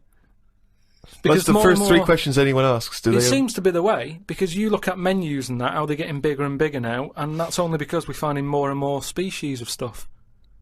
Is it? Yeah. Yeah, if you look at some stuff on a menu, that octopus you eat, at some point that would have gone through the list of, right, what does it do? What's it got in it? What does that ink do? What's it taste like? Can it jump? Can it, whatever, well, they've done tests on it, haven't they, when we said about it being getting in a jam jar or something. Yeah. So it's all part of it. Everything's been tested. Everything. But I think what the problem is that the first you hear of a newfangled food, do you think that in ancient civilization they didn't do this? They didn't try an oyster or spear a fish or Yeah, because eat a there wasn't maggot. that much other stuff knocking about at that time. Right. We've got loads of stuff, so why are we messing about with some new frog? It's all like, people just like showing off, don't they? Leave the frogs, let them get busy and have loads of them, eat the chickens, when we run out of them, move on to the frog. Or whatever. But why have all this on the go? Do you know what I mean? It just makes it... I hate going out for a meal now, because it's like, what are you having? Oh, I'm sick of it, look at it all. And then you're forced into people going, oh, have you had the new frog? Yeah, I don't want it, I'm happy with chicken. That's what I mean. Yeah. Unbelievable. Have you ever been out, Rick, and someone's been trying to force frog on you? I've never been forced frog in my life. Although I did go for a meal once with Karl. We went there and he had the Oriental hors d'oeuvres. I recommended, right? And he was trying to get this little oyster, right, off the shell, right? And he was going it stuck to its house, right? And I looked round and his eyes were watering and he was choking and he was drinking water. I said, what? And he said, I ate that. And it was a big blob of wasabi, right? And I said, why'd you put it all in at once? He went, he said, I thought it was a mushy pea. Why would they put one mushy pea? Was it hardcore, the wasabi? It felt like my head was caving in. That was just Ricky squeezing it, wasn't it? Between courses. Trouble with that though is, hot food, why you get addicted to really hot food, is the pain is actually it's killing taste buds, and then endorphins are released in the brain, like, a morphine derivative to sort of go, it's alright, or calm the pain. So you actually get addicted to that sort of, what But happens. why would you want to kill your taste buds? But new ones come back Well, yeah, I think I think you. straight away. Well, I don't know how long it takes. I don't know. I'm not sure. No, it's just, is that the chef sort of going, oh, I'm serving some right rubbish tonight, give him some of that kusabi. Sorry! Oh, God, and Tonto! Oh, God. Back to the diary. At lunchtime, I went to a local cafe and had an omelette. An old woman, who was about 70-ish, was in there eating pizza. It didn't look right. No. I know what you mean there, actually. Old people eating pizza seems a bit weird. What about an old Italian lady eating pizza? Would that be all right? No, I'd expect her to have lasagna.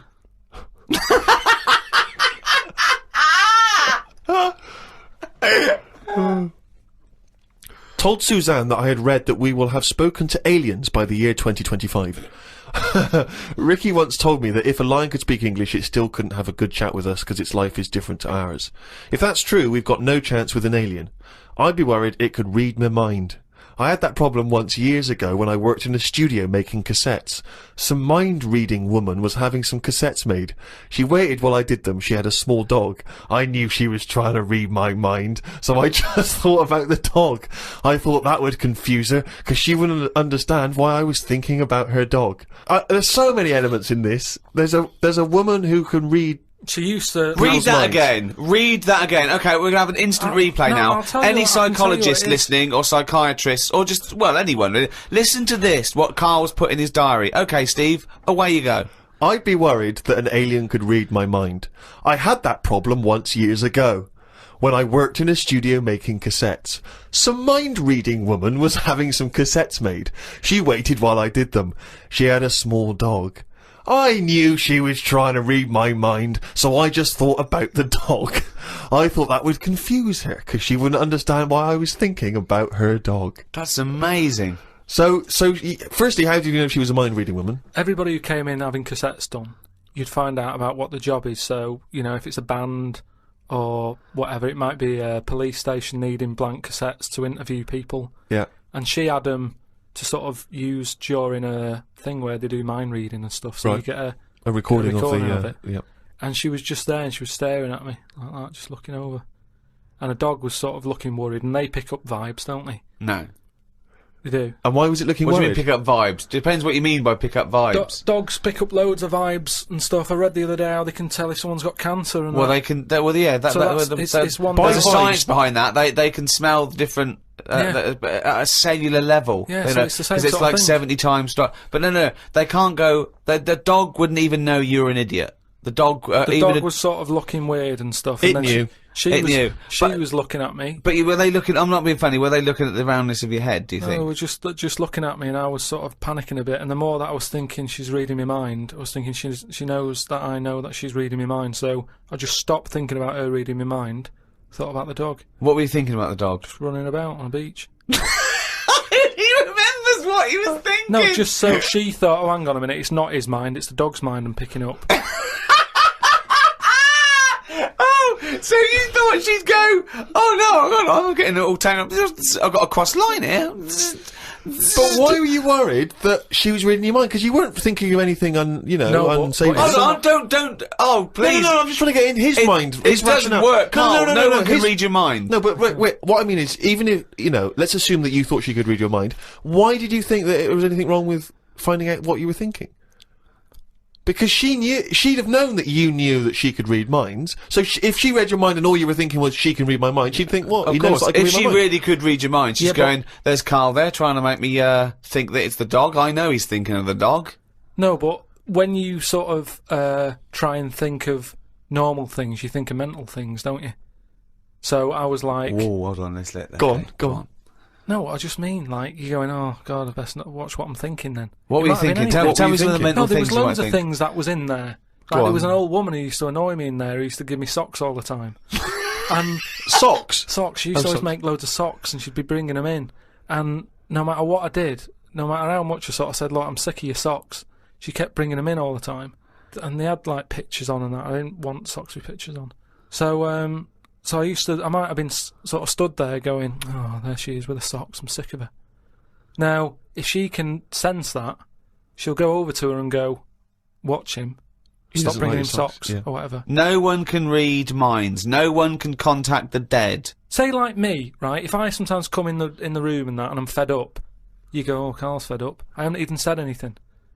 So it's just that. But that's because you look like a miserable bastard. Yeah, and we know what that means. We're human and we understand facial movements. So it's a bit like moves. that. It's a bit like that. It's a level down from that. No. She should be able to read your mind if you're locked in a safe and she doesn't know who you are and she doesn't know whether there's someone in there. No, that's what the double-blind test that is. That would never work, would it? Because that means she'd never get a rest.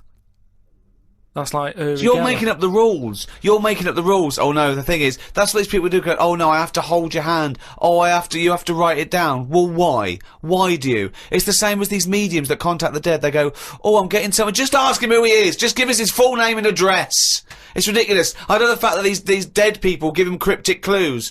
Ask him about the toaster. What's your name? What's your name? Can't say my name. Might be an uncle. Just give me your fucking name. Back to Karl's diary, Friday the 31st. I read that some fella had been having an affair. His wife found out, so when he was asleep, she superglued his knob to his stomach, one of his bollocks to his leg, and glued his arse cheeks together, then chucked him out.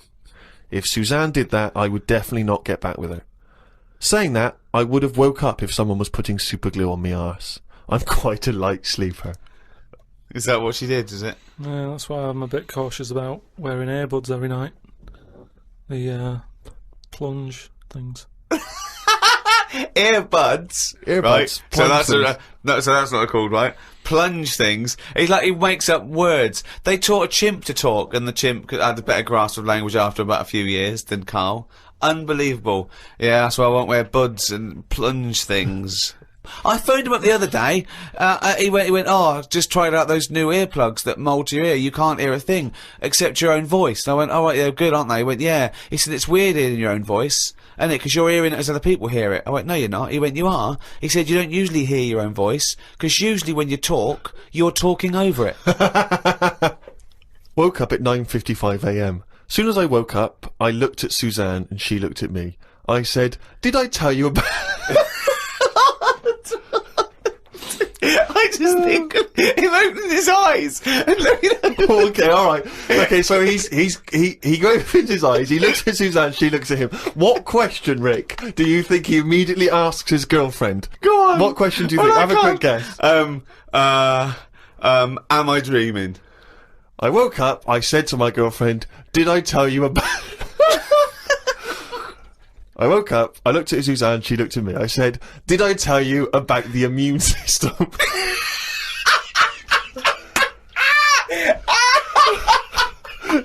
I tell you about the immune system? Suzanne started laughing. I said, it's amazing. She said, not now. Oh, God! I was thinking that! Springing into action, he zips up, his eyes are like... Did I tell you about the immune system? Oh, shut up, Karl. Put the kettle on. Oh, God!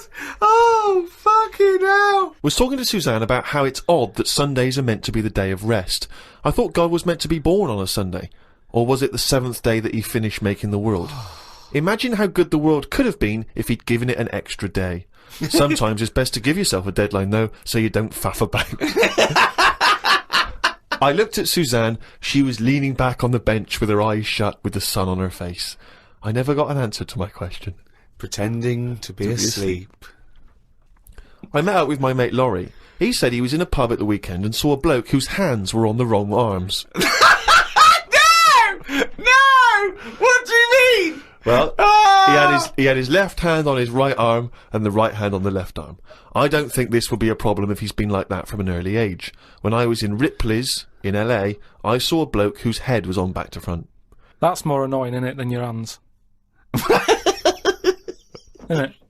Now then, would you walk? How would you walk? Would you be walking backwards, Karl, so that you could walk? So you're basically walking forwards. I reckon I'd walk sideways, so nobody would sort of tell the difference. It just looked like.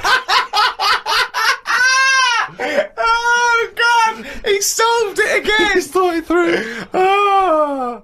Got home and read my magazine. There was a story about a baby that was born that looked like a frog. What magazine's this? That made the news. That was in a proper newspaper in the end. The story used the description to describe it. There was a picture. I think it was a fairly decent description. It didn't really have a neck or top half of its head. It would look alright if it always wore a scarf and a hat. The world would be a more interesting place if there were loads of different types of humans like there are creatures. Then some people would be good at certain jobs. Spider people, ant people, builders. cockroach people, dustbin men. Good idea, isn't it? I mean, Cockroach men, Spider-Men, what are you talking about? I haven't had a normal conversation with you for a year. No.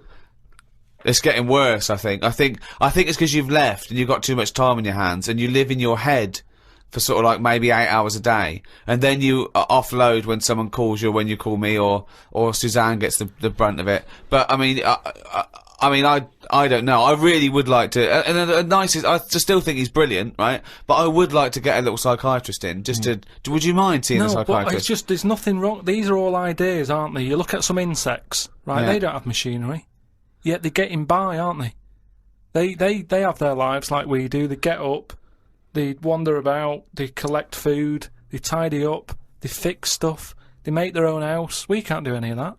So what I'm saying is, why aren't we using them? Why are these cockroaches with all these powers and stuff going about? It's all these powers. But how could we use them? How could we harness I them? just told you, dustbin men.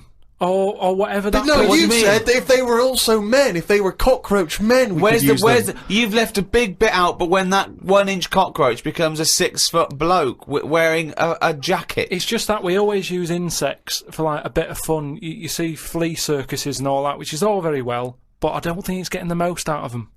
Cockroaches can live without a head. I know. Could they still sort out the rubbish if they've got no heads? They could, couldn't they? Except if they were, because you want to use them as builders and dustmen, they couldn't whistle at pretty girls, could No, but they wouldn't be doing that job. They're just doing the bins. they? Okay. It's ants that are doing the building. Okay, I'm sorry. And are they getting up early? Are they They disturbing don't you? sleep, do they? But then get you up even earlier. You hate it when builders get you up at 7, then go for breakfast. Yeah, but it wouldn't go on as long, would it? Because the ants would be working hard. So it'd probably be one day of madness, but then it'd be finished. As opposed to builders just stood about whistling, doing nothing, going on for months. And is this ant 6 foot? No. About 3. 3 foot. So how many of them are there? About 30 of them. And what do they look like? Are they just a giant ant with a... Add that on. Just get on with it. I mean, it'd be weird for a bit, but with anything, you get used to seeing But things, don't Karl, you? again, this isn't an idea. It isn't a theory. You can't put this into practice because it doesn't exist. I know, I'm just saying. It's though, like, well, I mean, you wishing for ant builders is the same as you wishing that you didn't have to do any building and your house was just perfect, or you could just wish for it. What's the difference? Why go through this elaborate? But what I'm saying Weird, is isn't that it? your wish is you're not taking shortcuts. You see, it's the same people who goes, "Oh, I wish I'd go back in time and put £1,000 on the Grand National." What you mean is you wish you had £1 million. Yeah. So don't worry about the time travel bit and put in you wish you were rich. Yeah. It's like, so you wish you didn't have to have builders round. That's what you're wishing for. So this elaborate thing of getting a 3-foot ant with a hard hat. Today I got an innovations catalogue. I thought I'd keep it because I like the stuff they sell in it. Brackets, one big slipper. What's that? One big slipper. just if you don't go out much.